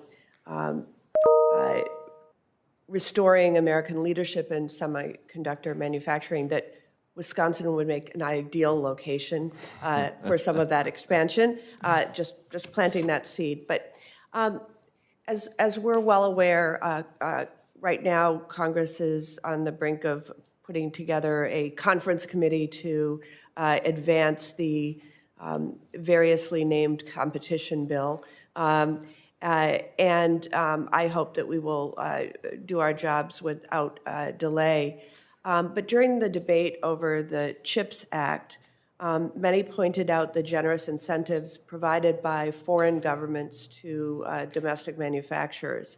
However, few have noted the different spending priorities of foreign competitors, particularly on the issue of stock buybacks.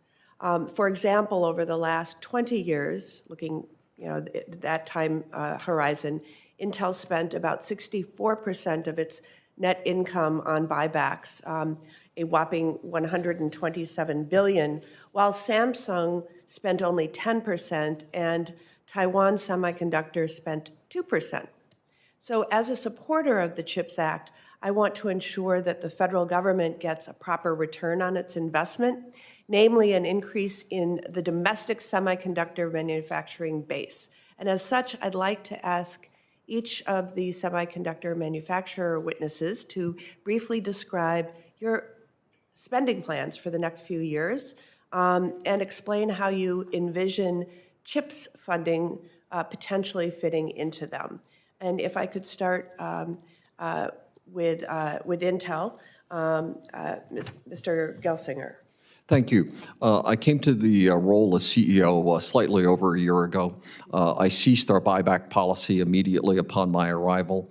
I laid out to Wall Street a radical increase in our capital expenditures, more than doubling them, taking the free cash flow of Intel negative for the first time in over 3 decades, reducing our profitability by 600 basis points, more than doubling our long-term capital investments, and indicating to the street that I expected to see that level only increase for the rest of the decade. This is the largest capital build-out probably done by any company in any industry in history.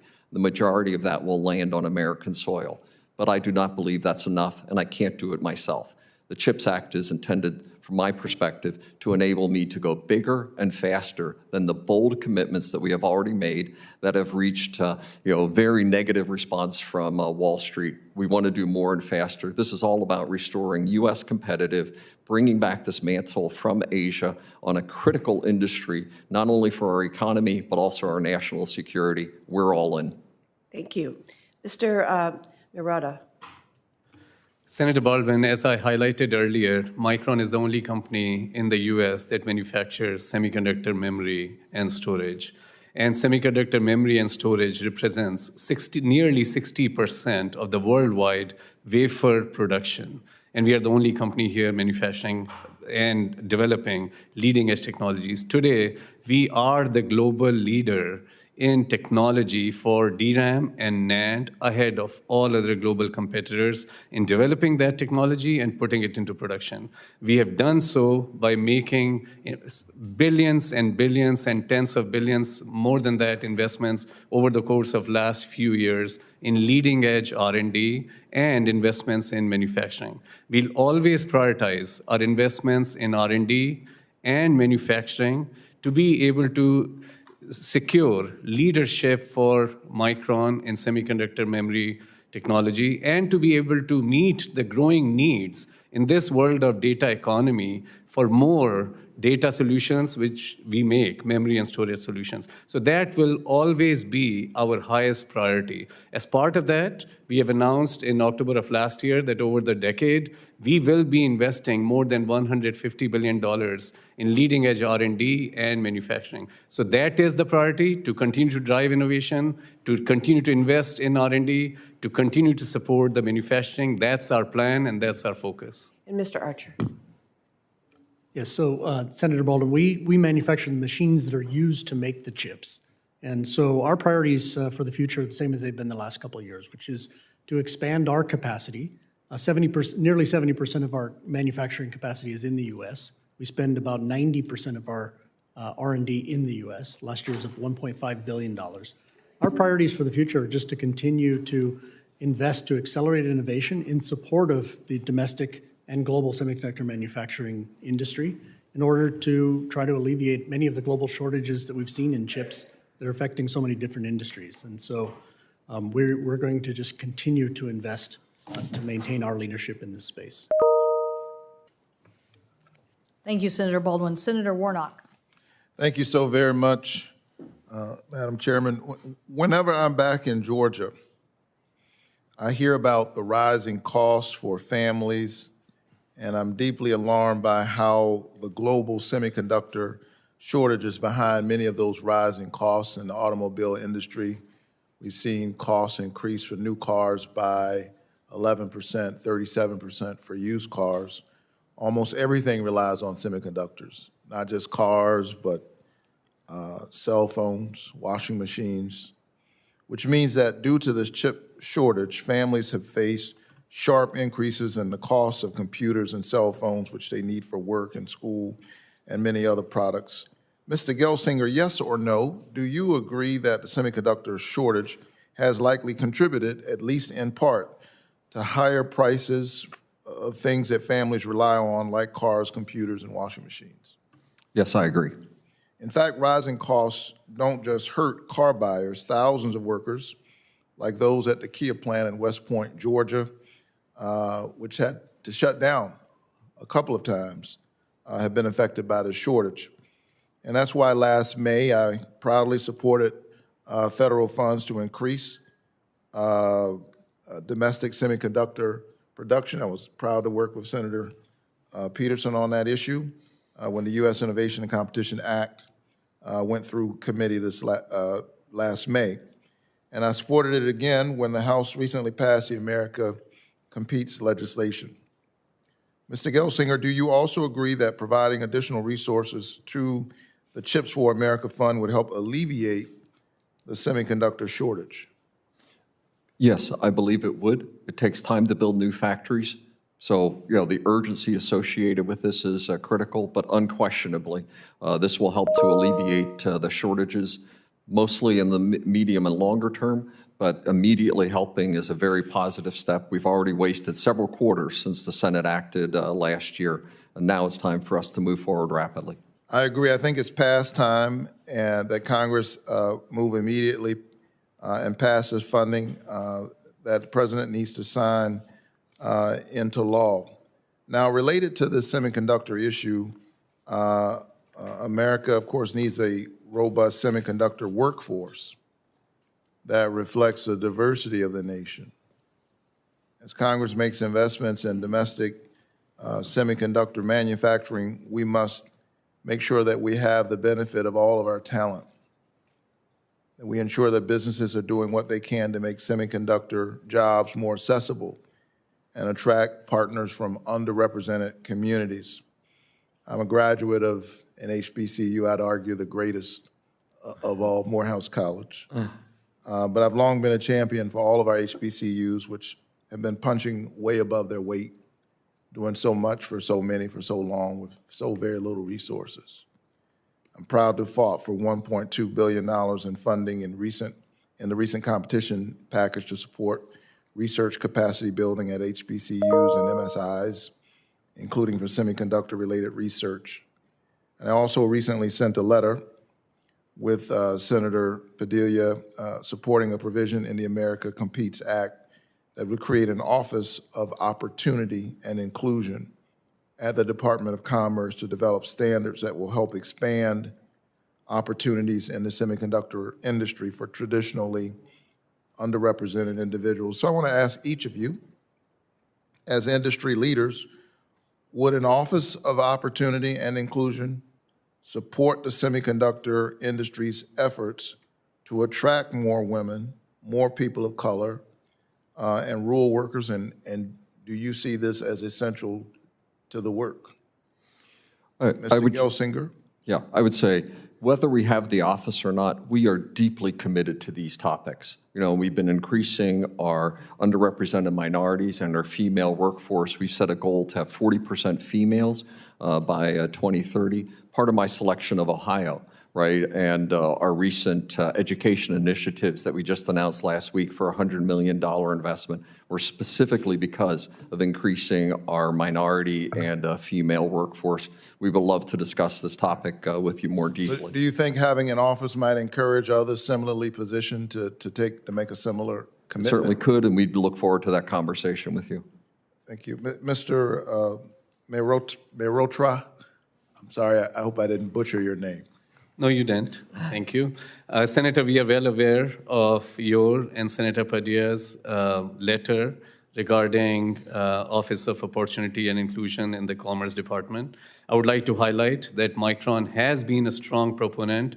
It's a core value of Micron to promote greater diversity and to increase representation of minorities within Micron. We publish a diversity and inclusion report. We call it For All every year, and this report highlights our key initiatives in terms of increasing representation across all diverse groups, in terms of pay equity, not only in terms of gender pay equity, but pay equity not only for salary, but for bonuses and stocks for all underrepresented groups in the community, focus on engaging with minority-based suppliers as well. So we have, and putting our cash, investing it with those that represent minority institutions in terms of financial institutions. So we have several initiatives, we report our progress. Our values are very much aligned with promoting greater opportunity and inclusion, and we continue to be strong So you would supporters. support such an office, and you are pledging your own commitment to make sure that people of color and women are represented and provided access to employment opportunities. Mr. Archer?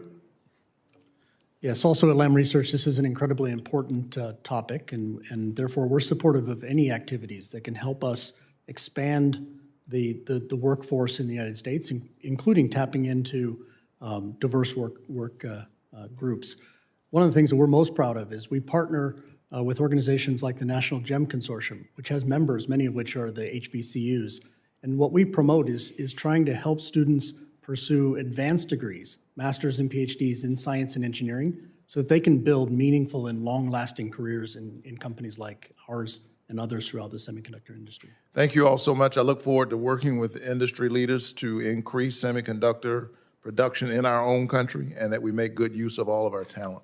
And Senator, I just wanted to highlight to you that we recently opened a center in Atlanta, Georgia, and we are engaged with HBCUs there as well. And the purpose of this design center that we have opened there, where we'll be recruiting 500 engineers over the course of next few years, is really to, again, tap into outstanding, diverse talent that exists in the region. Thank you so much. I don't see Senator Fisher or Young. I know Senator Young said he was coming back, but we'll just keep going on our side. Senator Peters.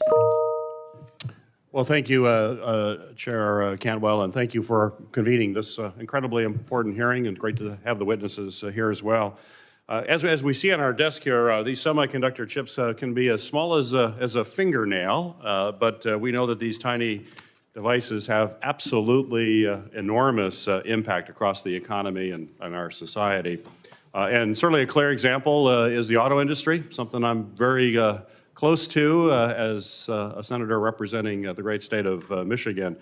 And I know that before the 1970s, cars simply didn't have any chips, and very few then started having a handful of chips to deal with just kind of the engine functions and make that work a little smoother. And then in a few years later, cars relied on chips for just about everything, from safety devices to things like power windows. Instead of that crank there, it's a chip that allows us to do that. They've basically become ubiquitous, and some cars or vehicles now have over 1,000 chips in them. And in light of this trend, it's no surprise that the pandemic contributed to a global chip shortage. And when that happened, it hurt auto production and auto workers particularly hard. As we look to the future, chips are going to play an even more important role in mobility as they are essential, as I think was discussed earlier, for both electric vehicles as well as autonomous vehicles, which represents the future for the auto industry. That's why I'm excited to chair a hearing in Detroit this coming Monday, and we're going to examine the role of semiconductors in the future of automotive innovation.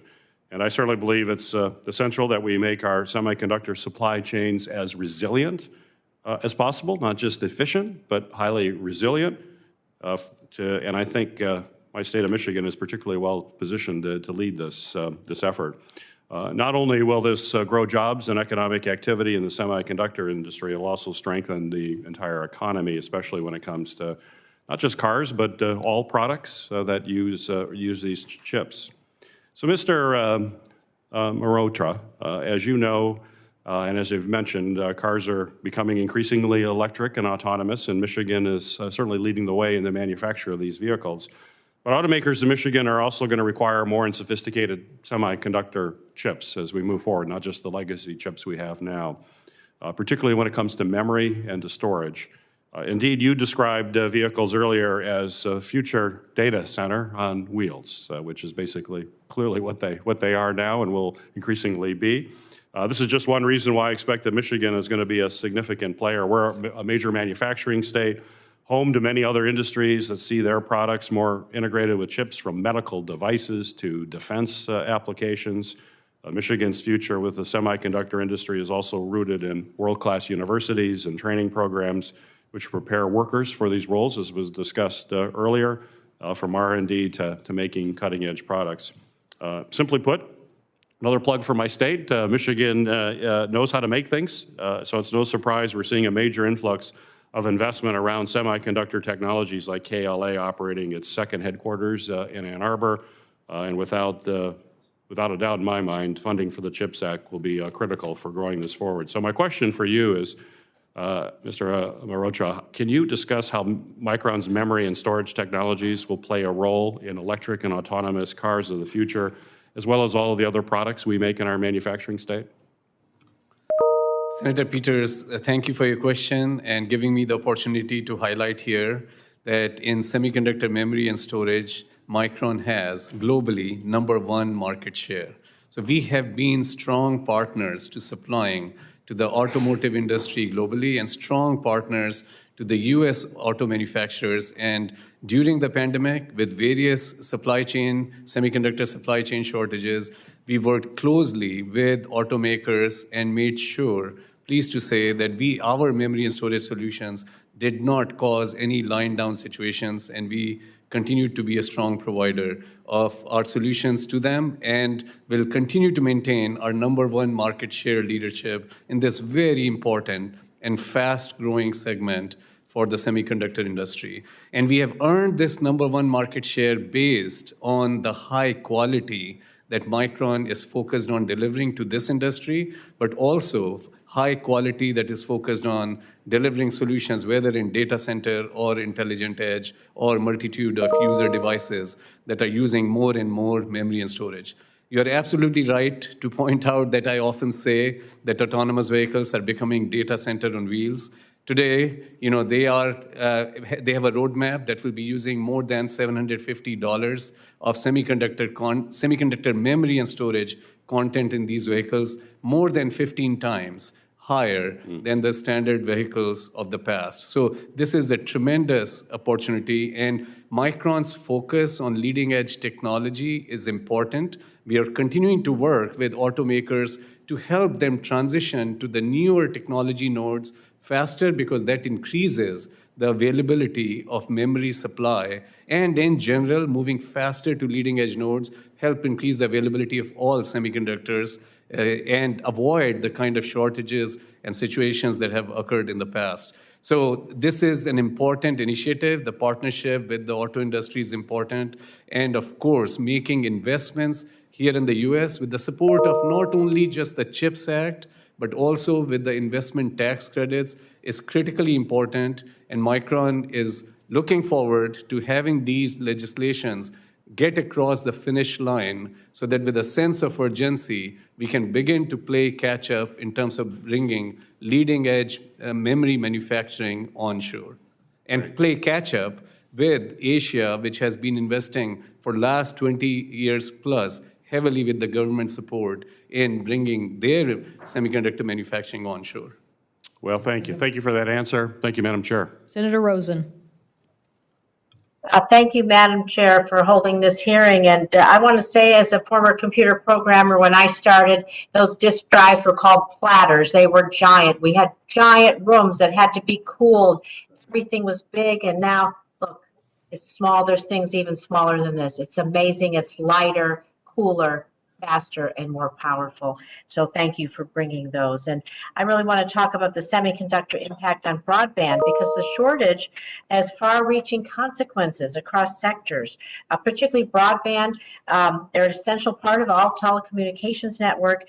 Our consumer, our business equipment, our modems, our routers, our gateways, our devices, everything depend on the chips to manage it, to control it, to collect our information, divert information, store it, whatever that is. And The telecommunications industry has been sounding the alarm on shortages' impact on deployment, particularly of our broadband across the country. And I was a member of that group of 22 senators who helped draft the infrastructure bill, including the state broadband grant program, the Middle Mile Deployment Act. And I know that these programs will provide critical funding to state and localities for reliable, high-speed internet to the last mile, really our rural areas being the frontier rural areas in Nevada being really adversely impacted. So, Mr. Gelsinger, can you talk about the impact the semiconductor supply chain issues and shortages that they've had on the telecommunications industry? And how are the current semiconductor supply chain delays? How do you think they may impact the federal broadband programs, particularly those ones we just created with the bipartisan infrastructure law? Thank you. And, first, I'd also want to point out that just 3 years ago, we were desperately fearful if we would have lost control of the technologies associated with our 5G networks. Today, technologies such as Open RAN or Open Radio Access Network are now opening up the 5G networks. And in fact, Dish, Verizon, AT&T, Rakuten are all building those on Intel-based Open RAN platforms. We have solved this international crisis that faced us in a technology lean-forward way. Also, the period of COVID has shown the criticality that we have on our broadband networks. Literally overnight, right, every worker and every school child became an online, right, student or worker, right? It was tremendous, and thus the efforts around building the broadband future, right, are absolutely essential, and we've seen the productivity benefits that result as we've come roaring out of the COVID economic challenges. That said, the future is still in front of us, and as we look to 5, 6G, deployments of autonomous vehicles, not just smart cities, but also smart factories with areas like private 5G and 6G, they depend on the most advanced semiconductor technologies. So what we're laying out here is literally the underlayment that's required to keep the U.S. competitive on the next generation communications and broadband technologies. This is essential to every aspect of the innovations that we're working on for the future, whether that's autonomous, whether that's private and consumers, whether that's factories and workers, and literally to be the unquestioned leader at 6G and beyond.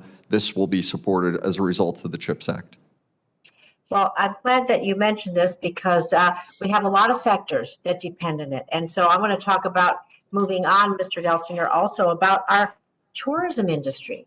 Because as the witnesses, as many people have asked about autonomous cars, or just cars in general, a huge chip shortage, the increased demand for rental cars as tourism boosts back up. We know that rental cars were sold off during the pandemic. New cars aren't being made as quickly. And of course, the demand is for individuals to buy cars. So it's really, really hurting tourist economies like Las Vegas. And so can you discuss the steps you're taking to ensure that chips are being manufactured and distributed to automakers in a manner that supports both industries critical to supporting tourism, such as our car rental companies, and I would say buses and all of those shuttle buses, vans, taxis, all those things that help our tourist economy in every state? Yeah, as we've already indicated in this hearing so far, the importance of future technologies enables the cars of autonomous, connected, infotainment, all of those aspects. But the near-term crisis has been driven more by older nodes, areas that, many of which has further emphasize the gaps that we have in our gross dependence on Asian suppliers. We've recently announced the acquisition of a company, Tower Semiconductors, that increases our ability to respond to these near-term challenges of the auto industry. Our priorities and the allocation of our chips have been to, first, the manufacturers of semiconductor equipment, help us fish for the future. Second, to the healthcare sector. And third, to the auto sector. We view those as the most critical sectors to rebuild our future, and we'll continue to act in that way as we look to the future. Thank you. I appreciate your comments. I yield back. Thank you, Senator Rosen. Senator Young, you would be next if you want to go, and then Senator Hickenlooper. Apparently, that's a yes. Thank you, Chairwoman. Well, I appreciate, Madam Chair, you holding this timely hearing. It was nearly a year ago that this committee passed my Endless Frontier Act, now known as the U.S. Innovation and Competition Act, and we did it with a bipartisan vote of 24-4 out of this committee. The bill is vitally important to the future of our country. There's a national security imperative to advancing this legislation to make sure that we don't fall behind China as it relates to our tech innovation. This, of course, is historically a key driver of our economic growth and our ability to defend our values, our way of life. American leadership in science and technology, especially the emerging technologies that are going to dominate the 21st century, will be key drivers of our economy and our competitiveness with Communist China moving forward. Key features of this legislation are the establishment of a new tech directorate, regional tech hubs across the heartland, so we can harness the potential and the creativity and the work ethic of our individuals, and of course the CHIPS Act, which will ensure that our economy is more resilient moving forward. As I understand it, this moment, the U.S. Senate is taking a vote to move us one step closer to ultimately passing USICA, or whatever we're calling the final work product. And I really look forward to continuing to work with my colleagues to see this across the finish line. In order to drive U.S. semiconductor innovation, we mustn't only incentivize growth in the U.S., as USICA and the CHIPS Act aim to do, but it's also imperative that we reduce our reliance on other countries throughout the entire supply chain. Mr. Gelsinger and Mr. Merorta, I'm sorry, I butchered your name there. I couldn't help but notice in your written testimonies that neither of you mentioned China, and I'm going to give you an opportunity to speak to a couple of questions. What is the current state of the semiconductor industry with regards to China, and where do you see the industry's future in China? Mr. Gelsinger. Yeah, China has emphasized the development of this sector on Chinese soil very significantly. It's been part of every 5-year plan in China for the last 2.5 decades of this priority area. And they have made substantial progress in building up their semiconductor industry. However, given our export license control matters, they're significantly behind. And their position is largely in older nodes and older industries, not on leading edge technologies, where U.S. and European capabilities are still far more advanced and other Asian countries are advanced.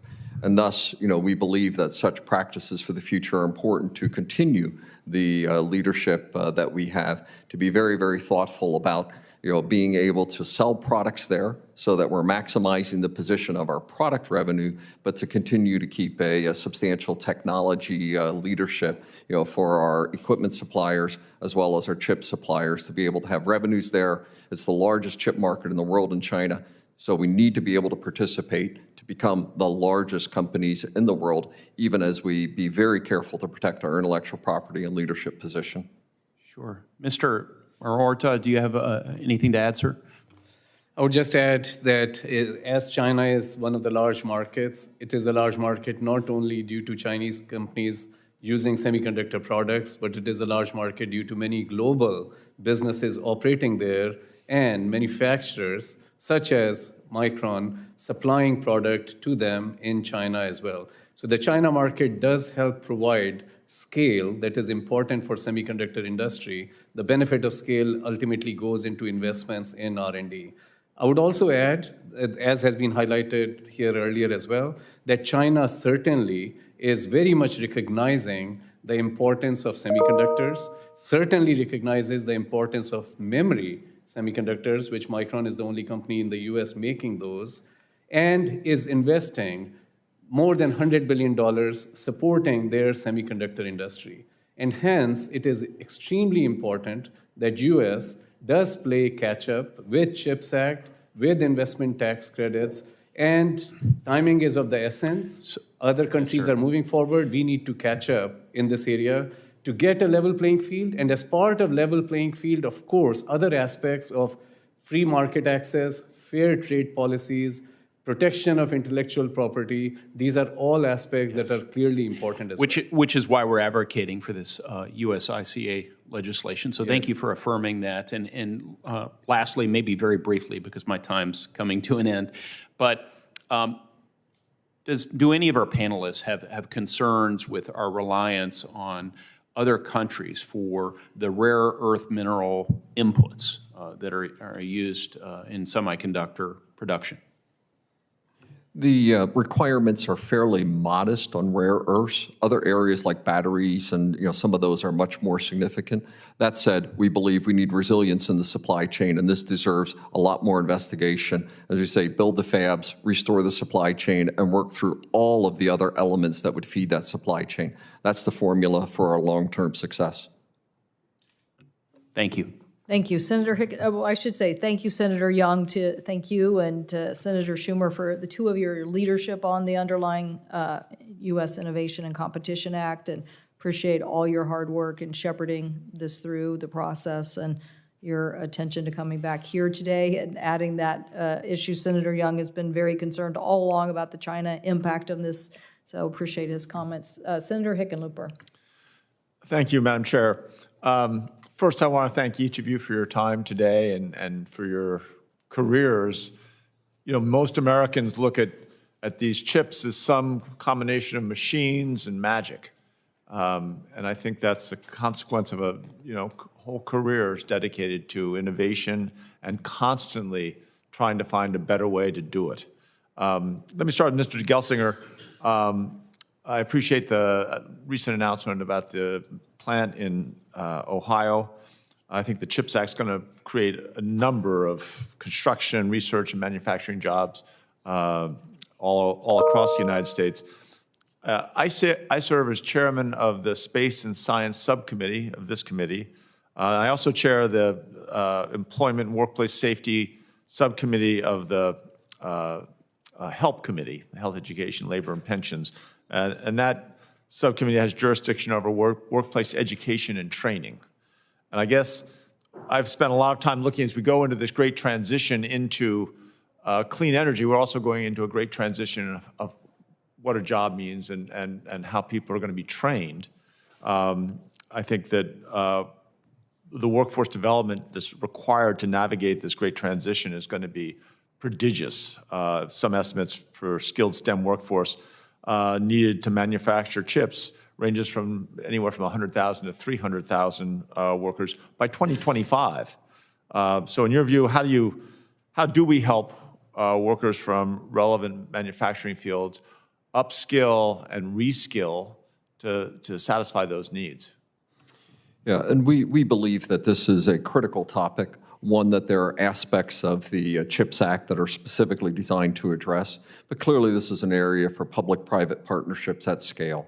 Just last week, we announced a $100 million initiative, right, around our Ohio plant, specifically in this area, right, across the skills, from community colleges and, the most basic entry-level manufacturing, from focus on K through 12, STEAM and STEM educational programs, reaching into, communities that haven't necessarily been affected, such as underrepresented minorities. The position of females in the workplace, particularly in tech fields, has been unacceptable. So these would be some of the examples of what those programs need to address. We also believe strongly that we need the best and the brightest. Right, and with that, our higher education workforce, over 50% of U.S.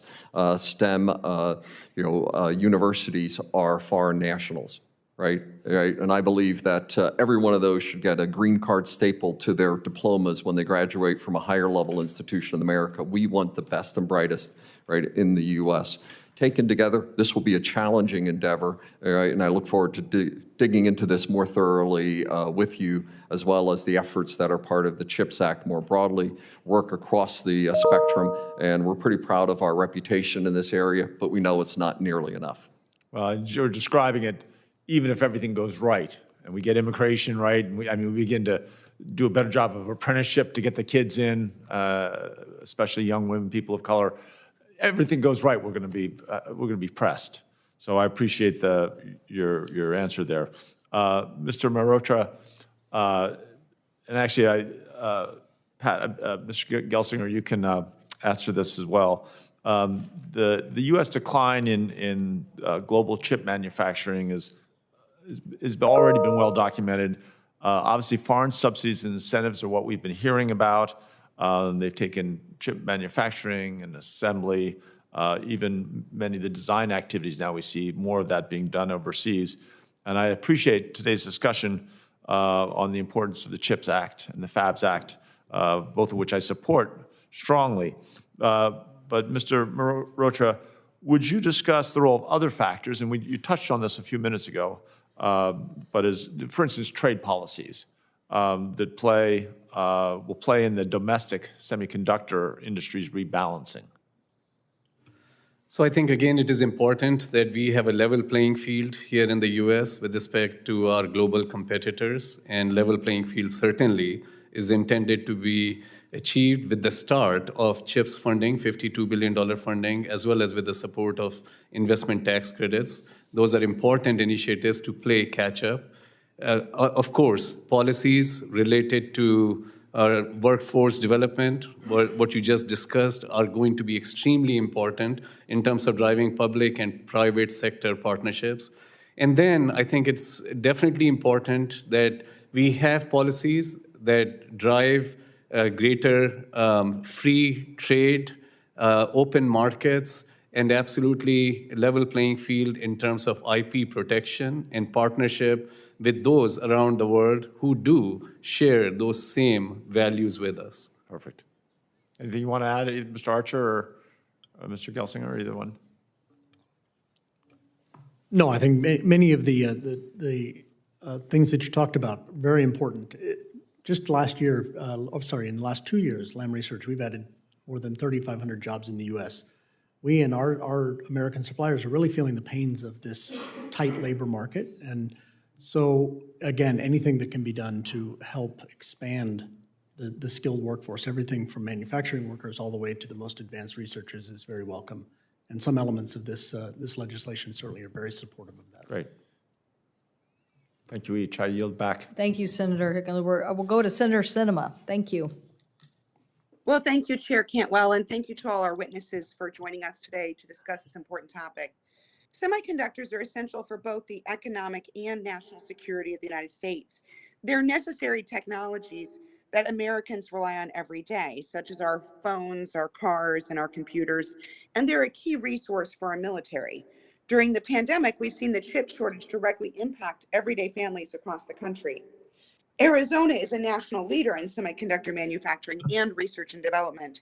The semiconductor industry employs over 20,000 Arizonans. But over the past decades, America's domestic semiconductor manufacturing has fallen dramatically compared to the rest of the world, leaving us vulnerable and forced to rely on other countries. I was proud to be original co-sponsor of the CHIPS for America Act to help restore America's leadership in semiconductor manufacturing. And in response to the CHIPS Act, we've seen both Intel and TSMC announce significant investments in Arizona manufacturing. But Congress needs to finish our work and fund these CHIPS grants. Our bipartisan bill passed the Senate nearly a year ago, and we need to get this bill to the president's desk. So my first question is for Mr. Gelsinger. Arizonans are proud of Intel's long history in our state. Following passage of our CHIPS for America provisions, I was thrilled at Intel's announcement of a $20 billion expansion in Arizona, which will translate to thousands of new Arizona jobs.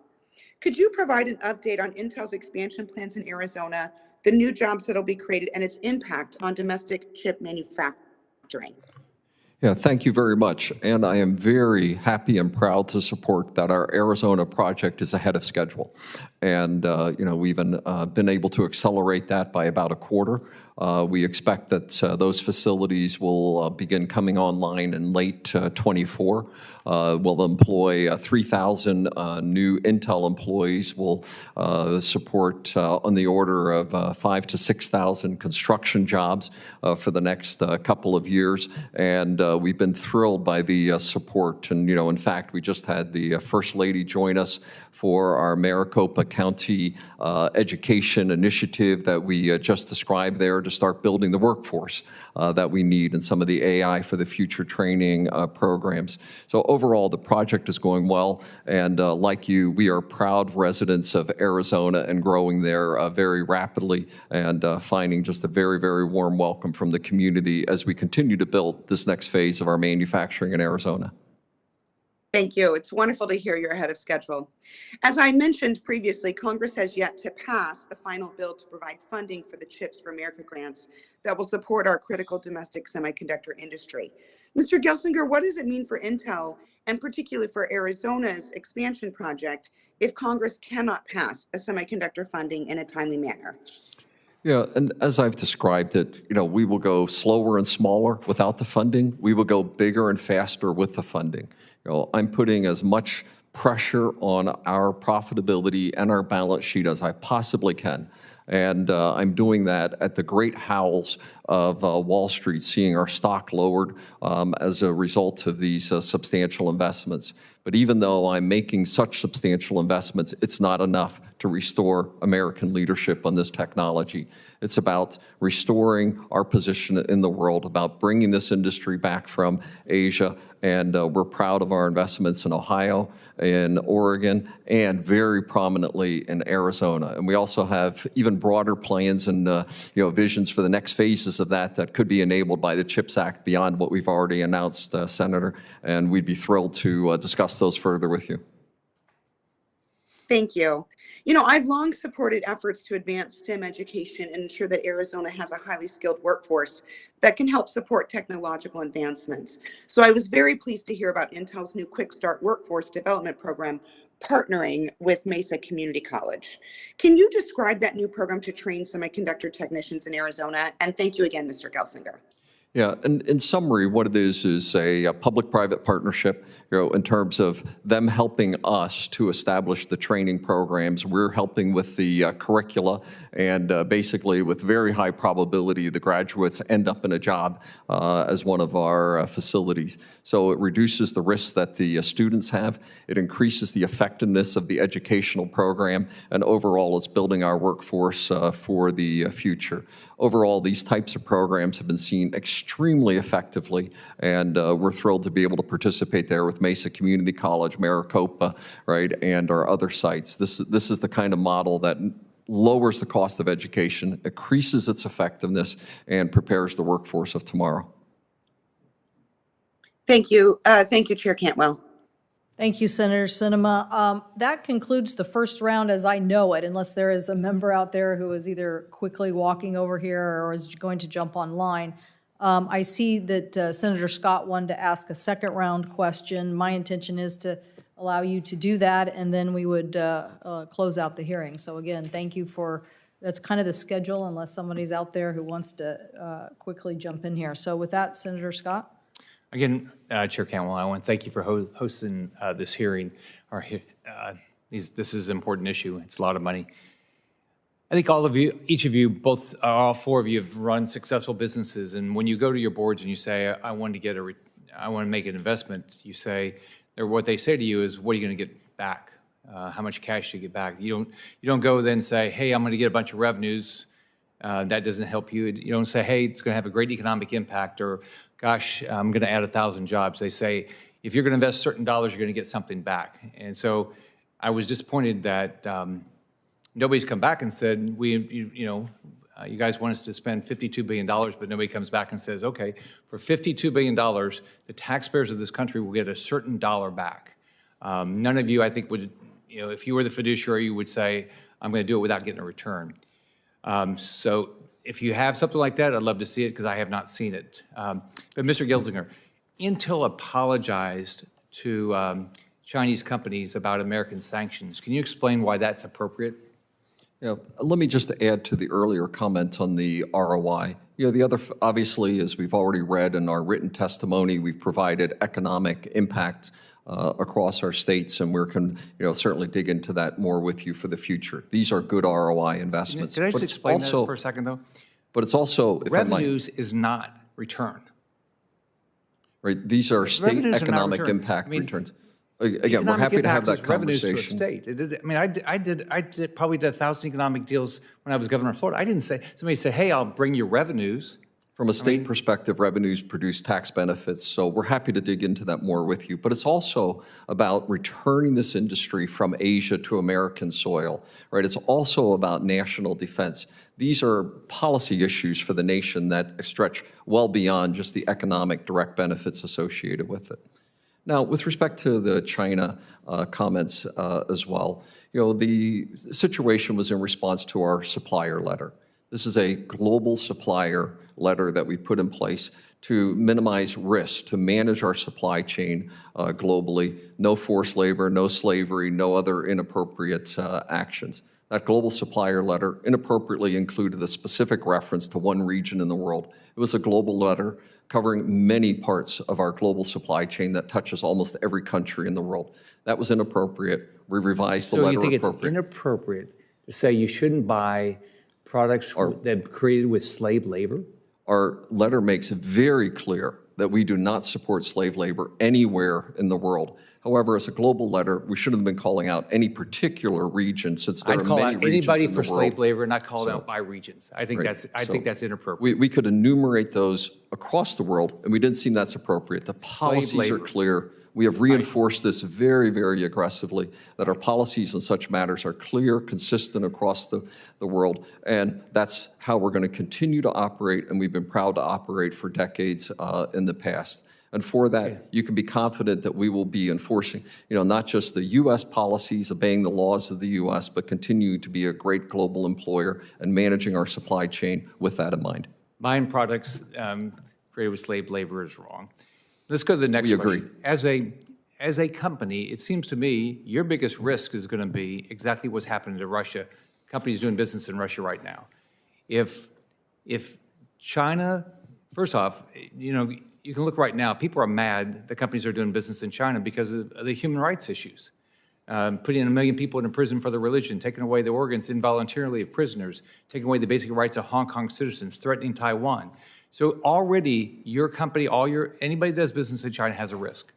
So aren't you, as a CEO of a company, shouldn't you be going to your board and saying, hey, look, we've got a big problem here? Because the American public, European, the people who live in Europe are going to say, hey, you got to get out of China because they're about to invade Taiwan. And when they do, what are you going to do when you have all these operations in China and the expectation is you shut down? Why wouldn't you have to move? Why wouldn't you, on your own, without getting a subsidy from the American government and the American taxpayer, say, I've got to get out of there right now? The Chinese market is almost half of the semiconductor market in the world. Approximately half of that is manufacturing and supply. Approximately half of that's consumption. It's the fastest growing semiconductor market in the world. So if we're here to be the largest provider of semiconductors in the world, we must be participating in the largest market for semiconductors in the world. I run companies. I don't care about being the largest. I care about what do I have to do to make sure my company remains viable? What are you going to do when China invades Taiwan and you're expected to stop doing business in China? You're just going to say, nope, I'm just going to keep doing business in China because I don't care. Our expectation is that we will continue a long practice of deepening our investments in manufacturing and R&D in the U.S. and supplying the global market for semiconductors according to the laws, policies, and exports of the So it won't world. bother you when they invade Taiwan? It will You're just bother gonna me keep doing- enormously. In fact, But you won't do anything about it. concerns that I have around the geopolitical situation drive the passion and urgency to build this industry in the U.S. This is a core reason why we are here. We have allowed this industry to shift to Asia. It is time for us to get it back onto American should do it. soil. And we are passionate why about the taxpayers that. of Florida That's need why to the CHIPS subsidize Act you? is so critical to get it done now. You can't. So let's put the point. You can't tell me how a taxpayer of Florida gets a return. I think we've addressed that. There's no study. Okay, you continue to apologize for American, American position that we shouldn't be doing business with a communist country where they have human rights violation, and you won't even acknowledge that you would even stop doing business in Communist China if they invade Taiwan. I think that's wrong. Senator Scott, I don't think that that is what Mr. Gelsinger said. I do want to say, for the record, there is an analysis that was done by a Boston consulting group on the impact. Over 6 years, they project that a $50 billion manufacturing incentive would generate $147 billion to GDP and 1.1 million jobs. So I do think that there are some analysis out there. Every dollar from the federal government put towards the semiconductor research directs about delivers $16.50 to GDP as a dollar to investment ratio. So there are some analyses out there. I do think that they're important to take a look at this. I also think that these issues are very challenging to us in a global economy. I'm a person who supports trade. I actually think trade changes culture. I think that doesn't mean that we don't have bright lines, and I think we have a lot of bright lines in the United States, and one of them is about our national security and basically saying that we don't want to have communication products that have government backdoors to them, and we want anybody can be in the global supply chain, but if your government doesn't honor this aspect of making sure our architectures are protected and secure, then we don't want to do business. So, but this bill is really going to be about us creating a framework in which the United States gets that next generation, like my chart said, the next generation supply chain here. I want to thank all our witnesses. Mr. Feit, thank you for hanging in there from Europe. You didn't get as many questions as the other people, but I want you to know every time you talked, Mr. Gelsinger wrote down what you said. And the reason I'm pointing that out is because I think that is symbolic about the ecosystem that we're trying to create. If this all exists here in the United States and you have those closer relationships and the whole supply chain is talking to each other and they're talking about what their needs are and they're talking about the next generation, I guarantee you the United States will do the right things to help catch up on this shortage and lead the way in next generation technology. You heard from many of my colleagues who had various takes on this issue. You heard from Senator Rosen about her interest in the broadband system. I too have a very keen interest in our grid and electrification and what we're going to do to, we're not going to make any of the transformation without our grid providing more of the communication system. And so there's just so many opportunities before us. So I also want to thank you, particularly you, Mr. Gelsinger, but obviously our other witnesses. Look, we want to see these companies driven by good engineering. It's called the information age for a reason. That means that the opportunities are there, but we need the engineers. So I actually applaud some of the financial decisions you've been making because it's being based on good engineering. And I guarantee you in the end, that is what is going to be rewarded by American investment is solid, good engineering. We've led in this area in the past. We want to lead again. We appreciate what that'll do for us, for innovation, and for jobs in the United States of America. So thank you all very much for being here. The hearing will be open in the record for 2 more weeks. Senators will have until Wednesday, April 6th at noon to submit questions for the record. Witnesses will have 2 weeks to respond to those questions, and we appreciate your diligence on that. But that concludes today's hearing. We're adjourned.